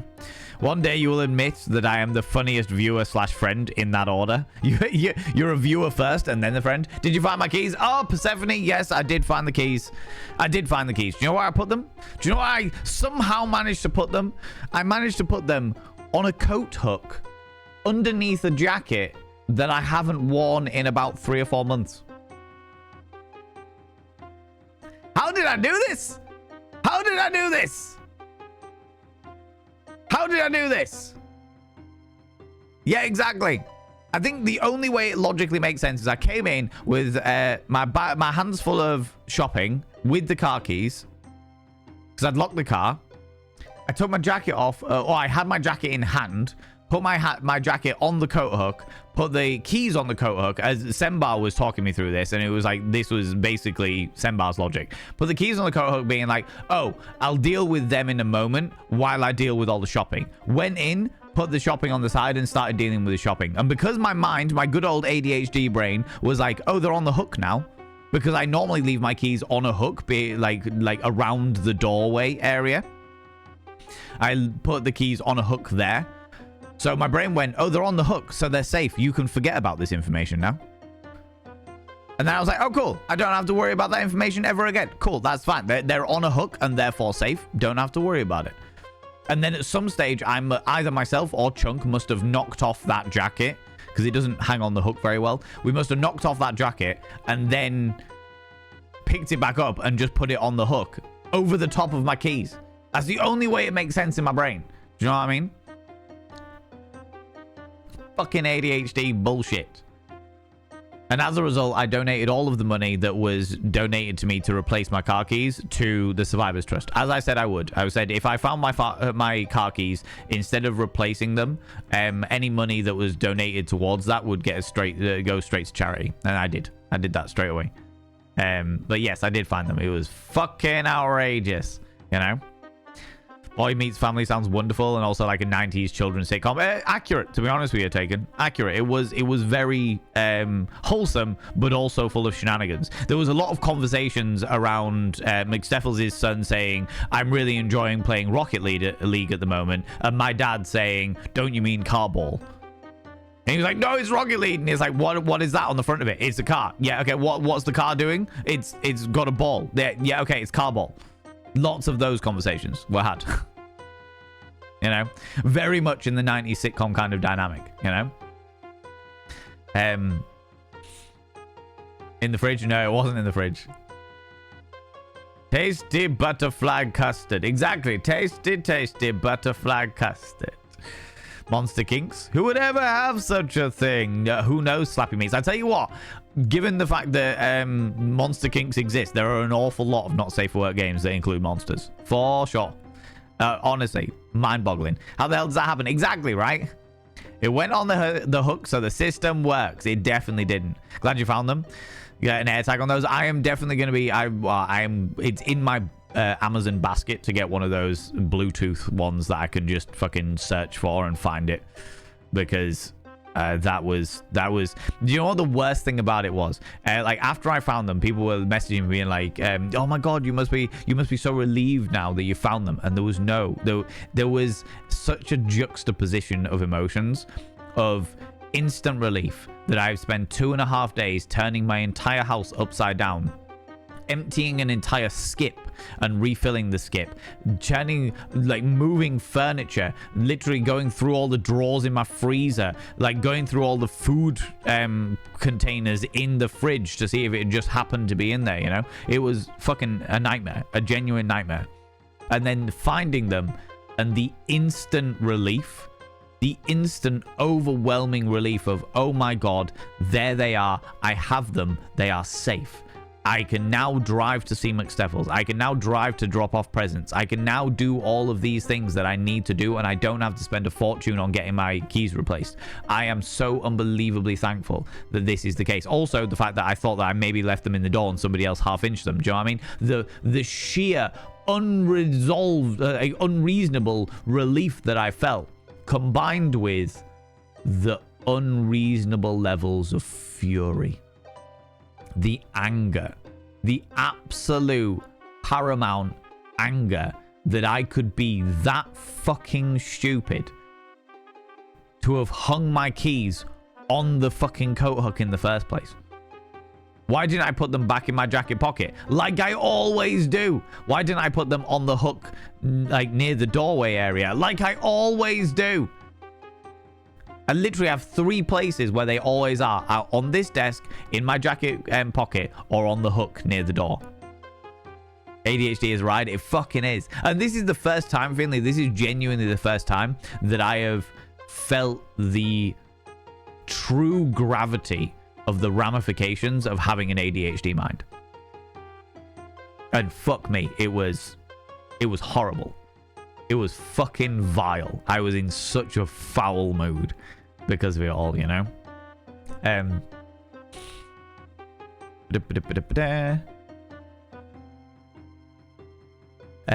Killer Penguin, how you doing? Like foot and ball, exactly, football, car ball. It makes sense. And as someone who refers to Rocket League as cocker, car soccer, that's hilarious. Love that. Fuck this shit happening again, Val, and tell me about it. Tell me about it. That's why I have a specific place in my apartment where I always put my keys and never have to worry about losing them. I do too, though, Music Man. I do too. The reason why I have specific places that all of my keys go is because I spent an entire all of my teenage years losing my keys. Not being locked out of my own house because I lost my keys getting pissed. Because I put them down somewhere safe. Do you know what I mean? I just, like, I had a history. I had a system that stopped me from losing my keys. And do you know what? The system has worked right up until that point. After that, fucking awful. Absolute fucking awful. Self-anger is the real kick in the pants. It really fucking is. And it fucked. I was in a horrible place. I was in a bad place. Steph was like, are you all right? And I was like, I need some time. And she was like, all right, just message me when you're ready. I was like, fucking fury. You know? kind of thing is one of my strongest arguments in my case for purses instead of pockets. What? Because everything just goes in the purse. And therefore you always... But what happens if you put your purse down? Or hang your purse up on a coat hook? You know what I mean? Put my keys in the door and lock it so that I have to take them out when I want to get out. Yeah, you see, the thing is, Nibirin, the thing is, and I would advise that you have like a hook or a pot or something near your door, because I know that this happens, and this happened to a friend of mine near where I live, okay, where the keys were in the door. Like, they'd lock the door, put the keys in the door so that nobody could like pick the lock, etc., all that jazz. And somebody had used a coat hanger, a wire coat hanger, to get the keys out of the door. Literally threaded it through the letterbox, got the keys out of the door. I don't know how, because they twist them so that it doesn't come out immediately. But they managed to get the keys out of the door, thread them back through, open the door themselves, and burgled the fuck out of them. Literally cleaned the house out. Because the keys, while they were asleep in the house. So, yeah, like... Bad times. Bad times. So yeah, nowadays I don't leave the keys in the door ever. Ever, ever, ever. And anytime that Chunk leaves them in, I take them out and put them on the hook that is out of reach and out of sight of potential burglars, you know? Done the same thing with my wallet. Finding it in the most obvious places made me feel like a doofus. That was the point where I took the plunge to get a tile AirTag thing. Yeah. That's what I'm looking at. Cheers, mate. How you doing?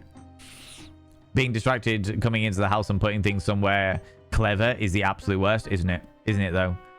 Terrified of losing my keys as I live alone. I'd be royally fucked. Do you not get spares cut? You see, my house keys, I have got spares cut, and I've got my spare house keys are at my parents' house or a neighbor's house, you know, so that I can always go and get a spare somewhere if I lose my keys when I'm out and about or something, you know.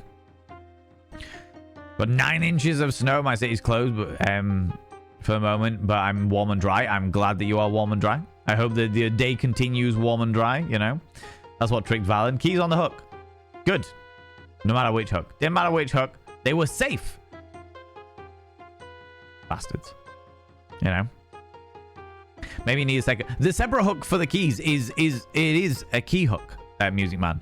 The community about 3 years ago bought me this octopus, and the octopus tentacles are like little hooks for keys, and they are specifically only for keys. Nothing else goes on it. It is a specific key hook, but my mind was like, it's on a hook, therefore it's safe. Forget this information. Forget this information, you know. Amount of times I've left the keys on the outside of the door. I'm so glad that we live in a quiet village. The people that either leave the keys or knock on the door to let me know. Oh, that honestly, I've done the same. I've done the same many, many times. It has to be said. And again, I live in a quiet area of the city, so safer for sure. Made sure that a friend had a spare key. Just when you lived alone, 100% on board it. Neighbors in my cul-de-sac bail are on the ball. Thankfully, that's good.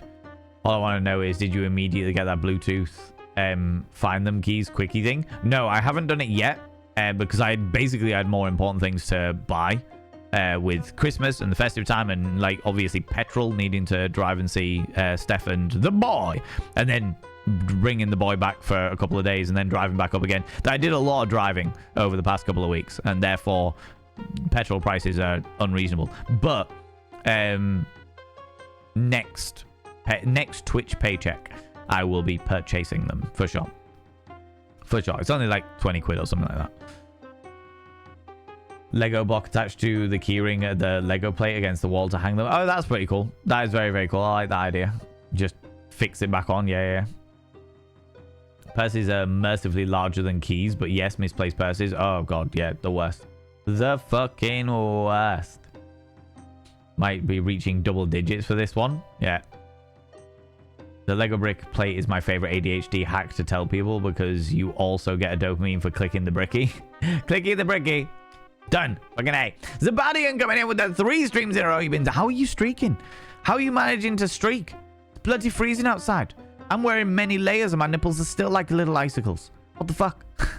What the fuck? You know? Where did the music teacher leave their keys? In the piano? Of course. Of course. Of course, Zabadian. Of course. God damn it. Of course. That would actually work. That would work for like an ADHD brain. Because you'd be like, cool, keys, keys, keys, keys. Oh, pianos have keys. Oh, that's where I left them. That would actually work. For sure. You've got a thick coat of hair. Zebadian, the abominable snow person. I've got a thick coat of hair. I'm perfectly fine. I'm streaking and yet insulated against the cold. Yeah, no. Yeah, no. Good lord. Oh, it was a proper little kick in the pants. Right, I've got no fucking idea what to do next. But now we've got a butterfly. Carnivorous owl. Can I tempt you with a butterfly? That doesn't work. Shit.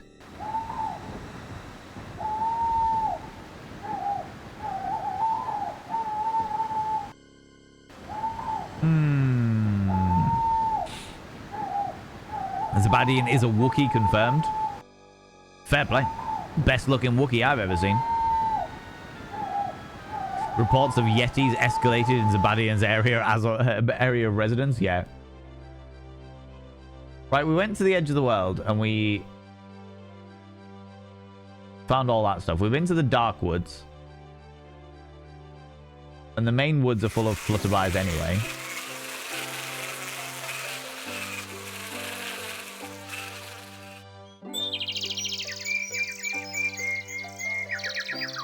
We can't click on those frogs. I want to take that bucket. No, I can't seem to do that. But I can't seem to click the bucket.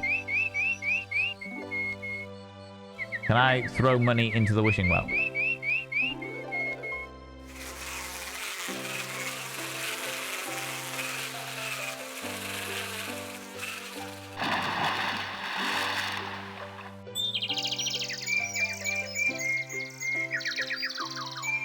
I can, but I just get wet.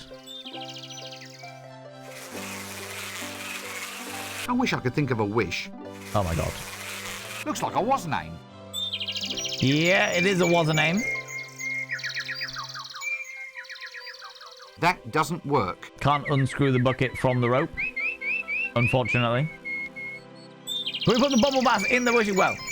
That doesn't... No. That doesn't work. Damn it. I thought I was onto something then. I thought I was onto something.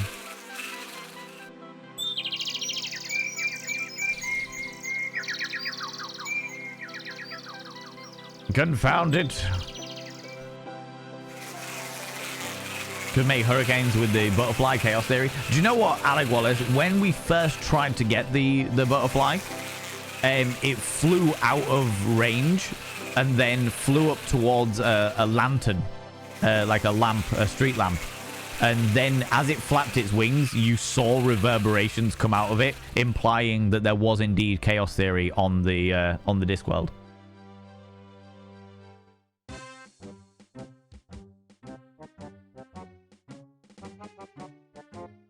Right. We have a butterfly.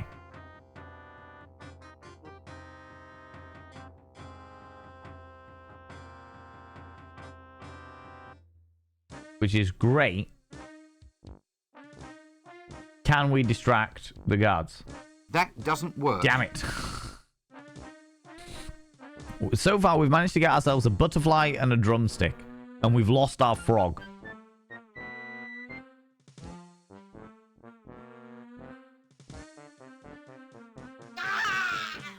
Cheeky. Do you want a butterfly related hint? Give it to me. My brain's just not braining today, it seems, you know. I too have been compared to a Wookiee at times. I'm quite hairy, especially my legs. I definitely have dense forests for leg hair, do you know what I mean? Just need to have a hot mushroom with a large rack. It's about we were talking about that earlier. Well, it's serving you a mushroom pizza, mushroom spaghetti, or a mushroom salad. One of the... A mushroom salad sounds like the most vile thing that has ever existed. Mushroom salad.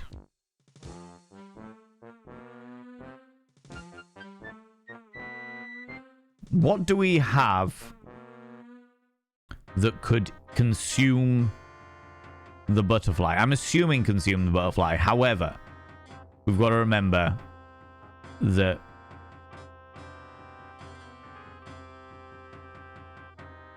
the butterfly isn't necessarily... Still can't shoot up there. Okay.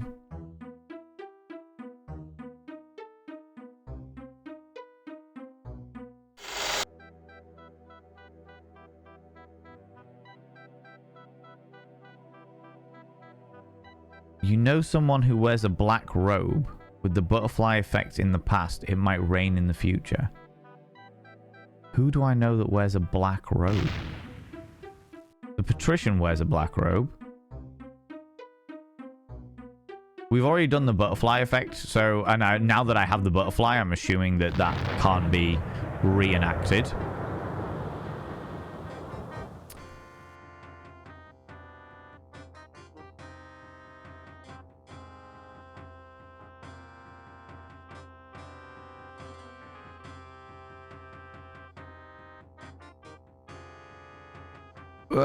On the street, we have the toy maker. Oh!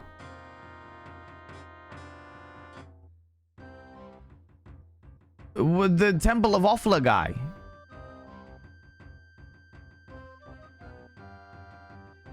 Brain gymnastics. I like the brain gymnastics. I like them, though. The Temple of Offla guy. This guy. No, go to the corner. I've seen you before, little man. Go away, lest the curses of the Temple of Offla be upon you. Awful? Offla! Offla, you oaf! Offla! Grand High Lord of the Seven Dooms, High Keeper of the Unknowable Emptiness and Defender of the Unforgettable, begins with a W. Now push off and don't ruffle my cloak. Some weather we're having then. Weather is of no interest to me. Why? You wouldn't dare inconvenience a black monk of Offla. Begone, or else feel the wrath of the mighty Offla and the emasculated knights of the holy... Oh, blast, you've got me all confused. Just push off right now. Interesting. Now, can we use the butterfly directly? And verily shall he bellow forth the 10 sacred names of the Forbidden Dawn. That doesn't work. I tell a lie. The 9 sacred names of the Forbidden Dawn. So Then if we shall leave, he stride go back forth, to the past. And many shall be the number of his stridings. Many shall be the number of his stridings. My DM brain likes giving puzzles. I like it. I like it. Those are exactly the kind of hints that I enjoy. Do you know what I mean? Mushroom salad feels salacious somehow. Maybe it would sound nicer than mushroom medley or something. Oh my god. Just a plate of mushrooms? Yeah, it was like mushrooms and lettuce. I don't know what else you can really say about it. So, the way that we did the butterfly effect before... Now that we've got the butterfly, though, is that going to soft lock us? No. Okay. All right. Okay. So, Lugage, come here. We grab the butterfly net, and we try to capture this butterfly up here. I already have one of those.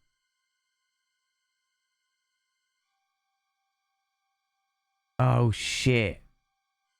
So I can't even try and waft it? That doesn't... A multiverse of ramifications seems to hover right before my eyes. Have I fucked myself? Because I can't use...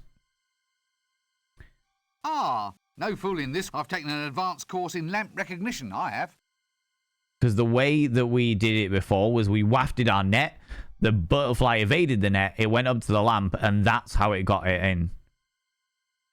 So, if we use the butterfly on the other butterfly? That doesn't work. On the lamp? Yes?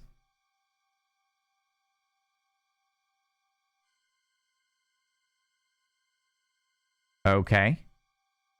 Butterfly net? That doesn't work.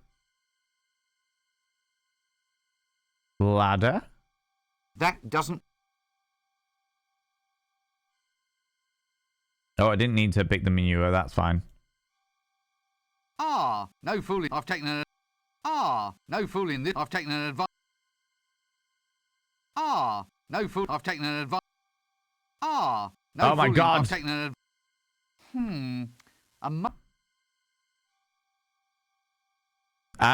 Now that it's up there, maybe it'll do it.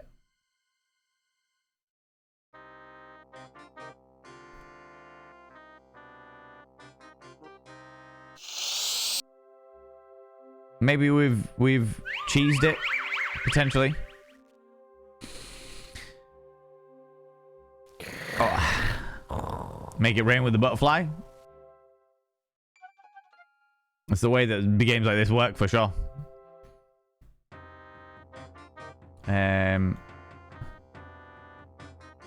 Regional step of logic because of chaos theory, exactly.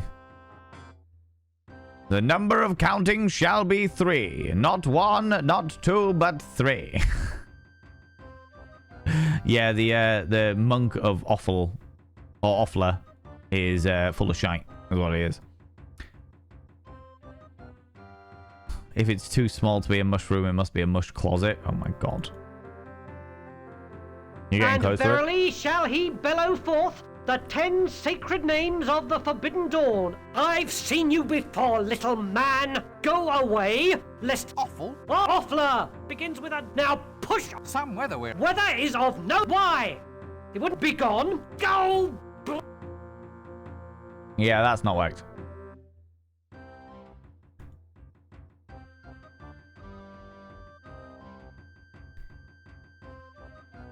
Right. If he's right, mushroom, then the salad sounds very entertaining month. Oh my god. Can you put the butterfly that you have on the Offler guy in the past? I tried doing that and it didn't work.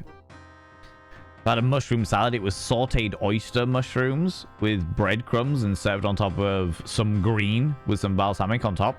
That sounds vile to me. That sounds vile to me. I say I only read half of the riddle. You know, someone who wears a black robe with the butterfly effect in the past, it might rain in the future.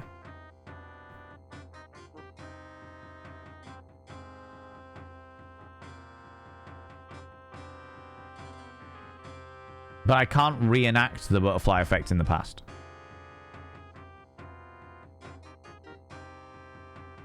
I can't get them to do the butterfly effect in the past because that requires me to go back.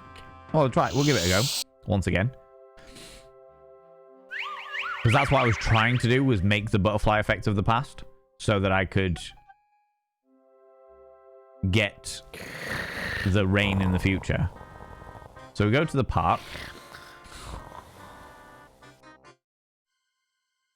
Oh, there's a lamp above his head. Oh, okay. All right. I was definitely not hyper-focusing on the black robe and not on any of the surroundings. Any of the surroundings. Let's give it a go. Come on. Out of the way. Go. Come on. We got this. Move, Valen. Move.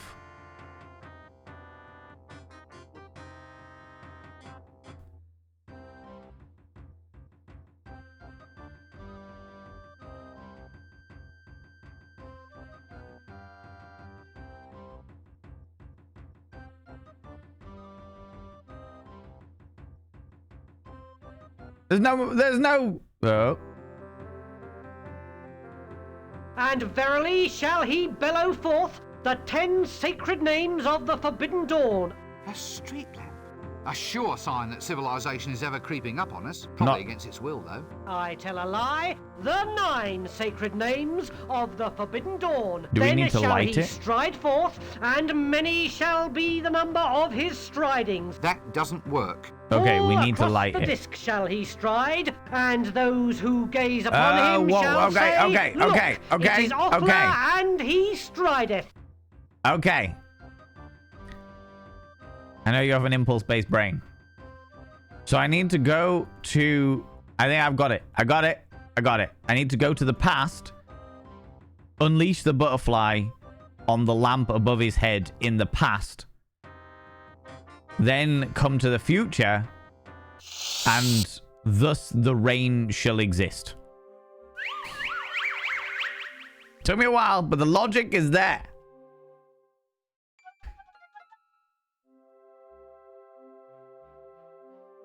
Max, how you doing? How's it going? Makes sense. Moth seems attracted to the light. Only when it's lit at night. Yeah, exactly. Exactly. I thought maybe we could light it in the daytime and it'd be fine. But apparently not. Can you just go to the street, please?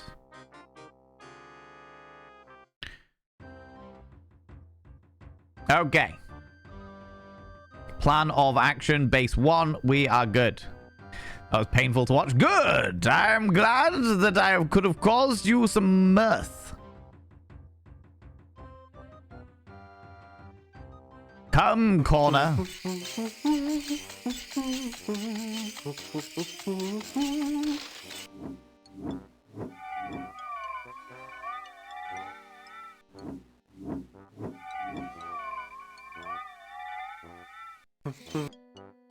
Aha! Aha! Aha!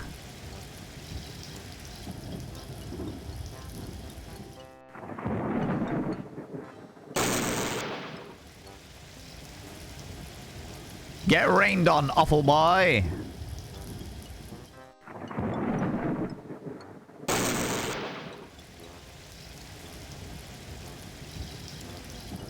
Okay.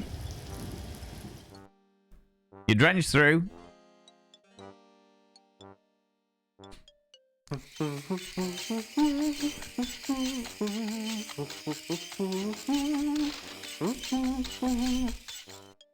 Okay.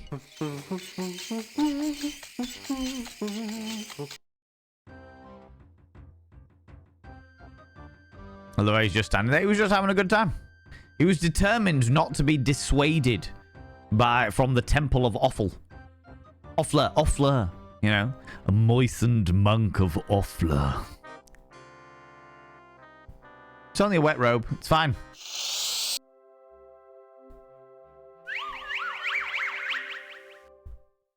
Okay. Let's go see him again.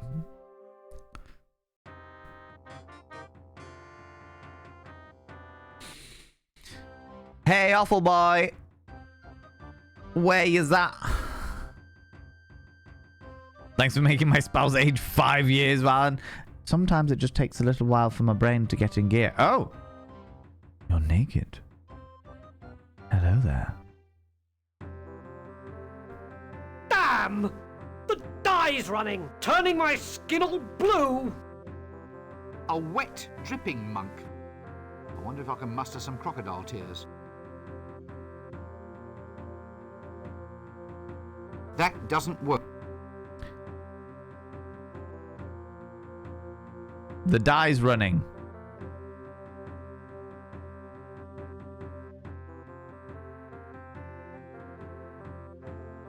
The Blue Monk Group? Oh my god. Should have weatherproofed it? Yeah. The crocodile tears in reference to Offler, the crocodile god, right? Catch it! Catch it in this tankard. Where's my tankard? That doesn't work.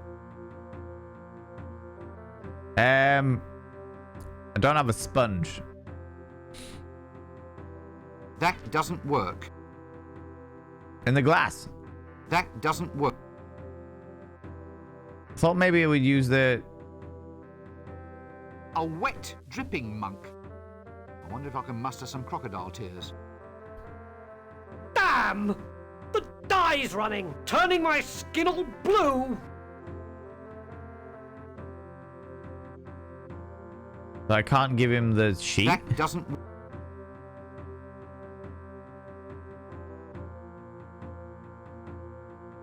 Huh.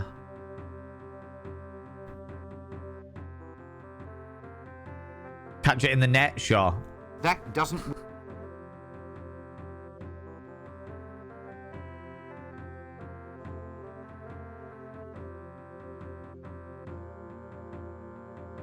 Do you know, I feel like my brain is just going at about 3 miles an hour today. That doesn't Have work. some bubble bath, you little shit. Oh, can I pickpocket him? That doesn't work. No.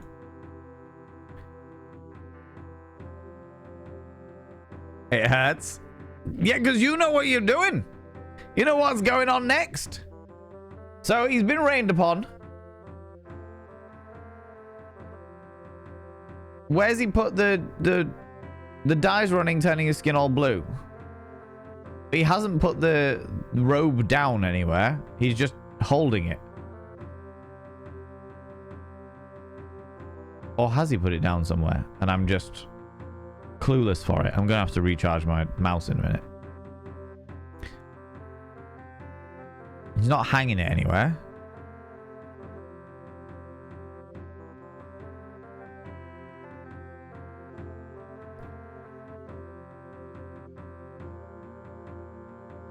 Because you're 3 miles an hour, what would you do if you want to dry a robe? I would set it on fire. Here, have the lantern. That doesn't work. We can air it using starch. That doesn't work. I can use this ladder to That doesn't work.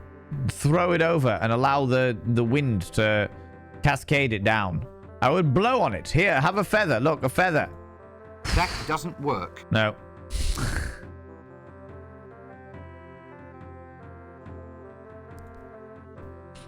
He's not holding it. He's in his undergarments. Yeah, so where is it?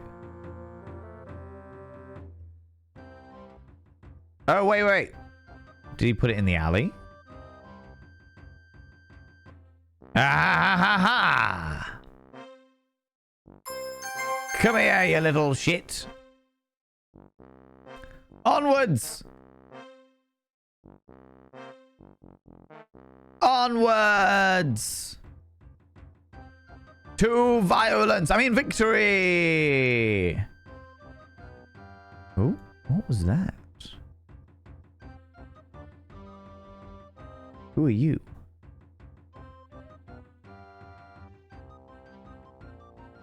Nobody. You're just a creepy person peeking over. Okay, that's fine. That's all right.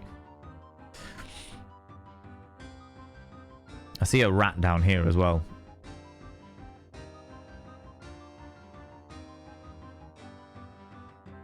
Pops around every so often, but I don't know whether it's something that we can actually catch. There it is. Bloody mouse. Right! To the past! Onwards to the past. Now we go back to the hideout.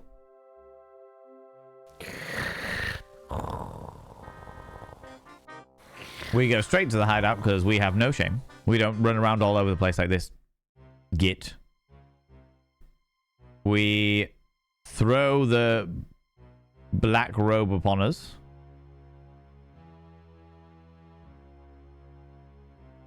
Look at me.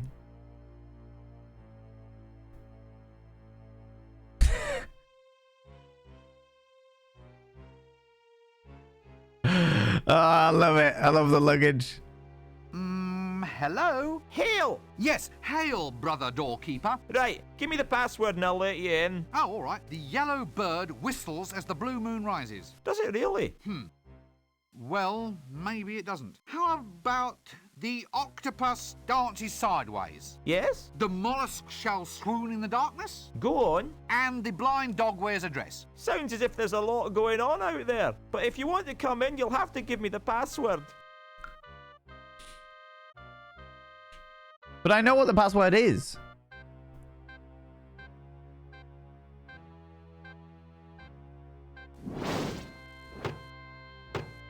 Hist! Hail, brother door opener. Doorkeeper! Opener, keeper, what's it matter? Well, I don't Right. have to open it to just anybody who turns up. You could be a spy. A spy? Well, it's a possibility. You could be a very clever spy wearing a very effective disguise. Open the blasted door. What's the password? All right. Lean closer.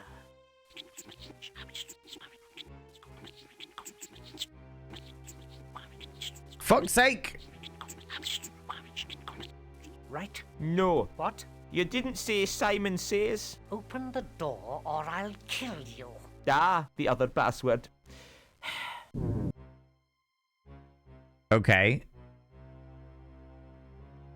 So now we've done that. Can we jump the black robe on and the foreboding robe and do the password again?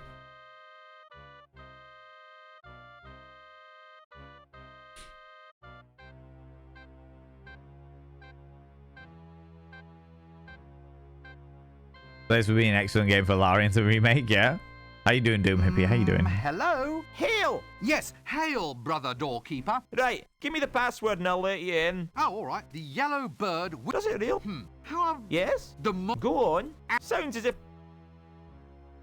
Ah, this is so frustrating.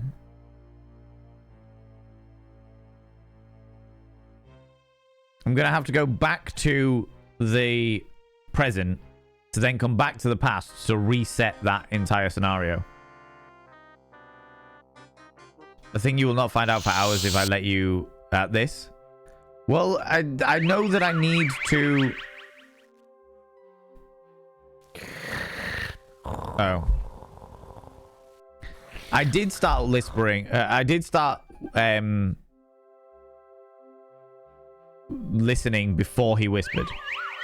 That was the last thing that I did. But it didn't happen. So... Oh my god.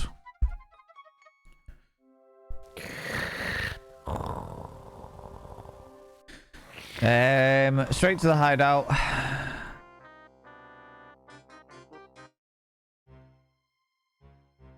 What have we got going on here? What can we do with the drain pipe? Oh!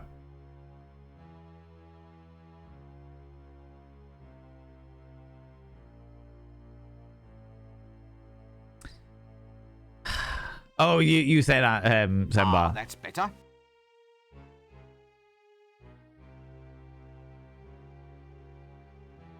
Ah, that's better.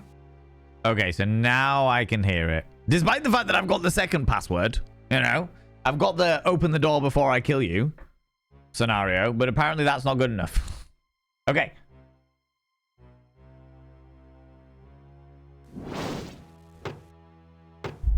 Hist!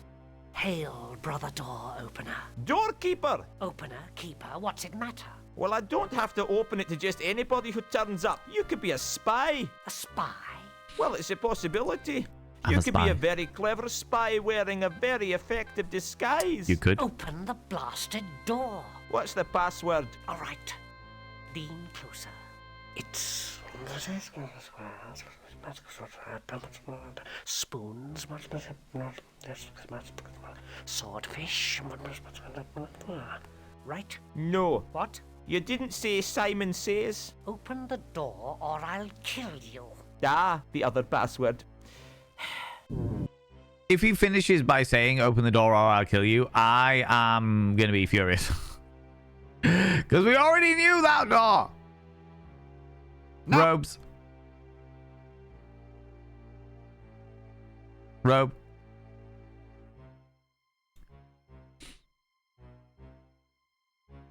Dom reminds me of something.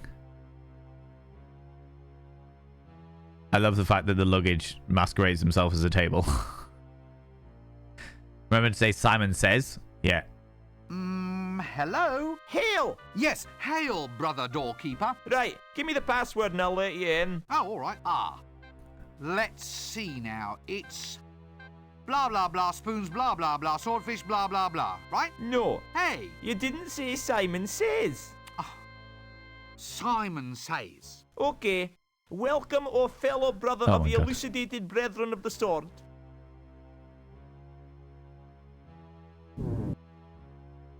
And I sneak in. Hail, brothers! Hail! Hail!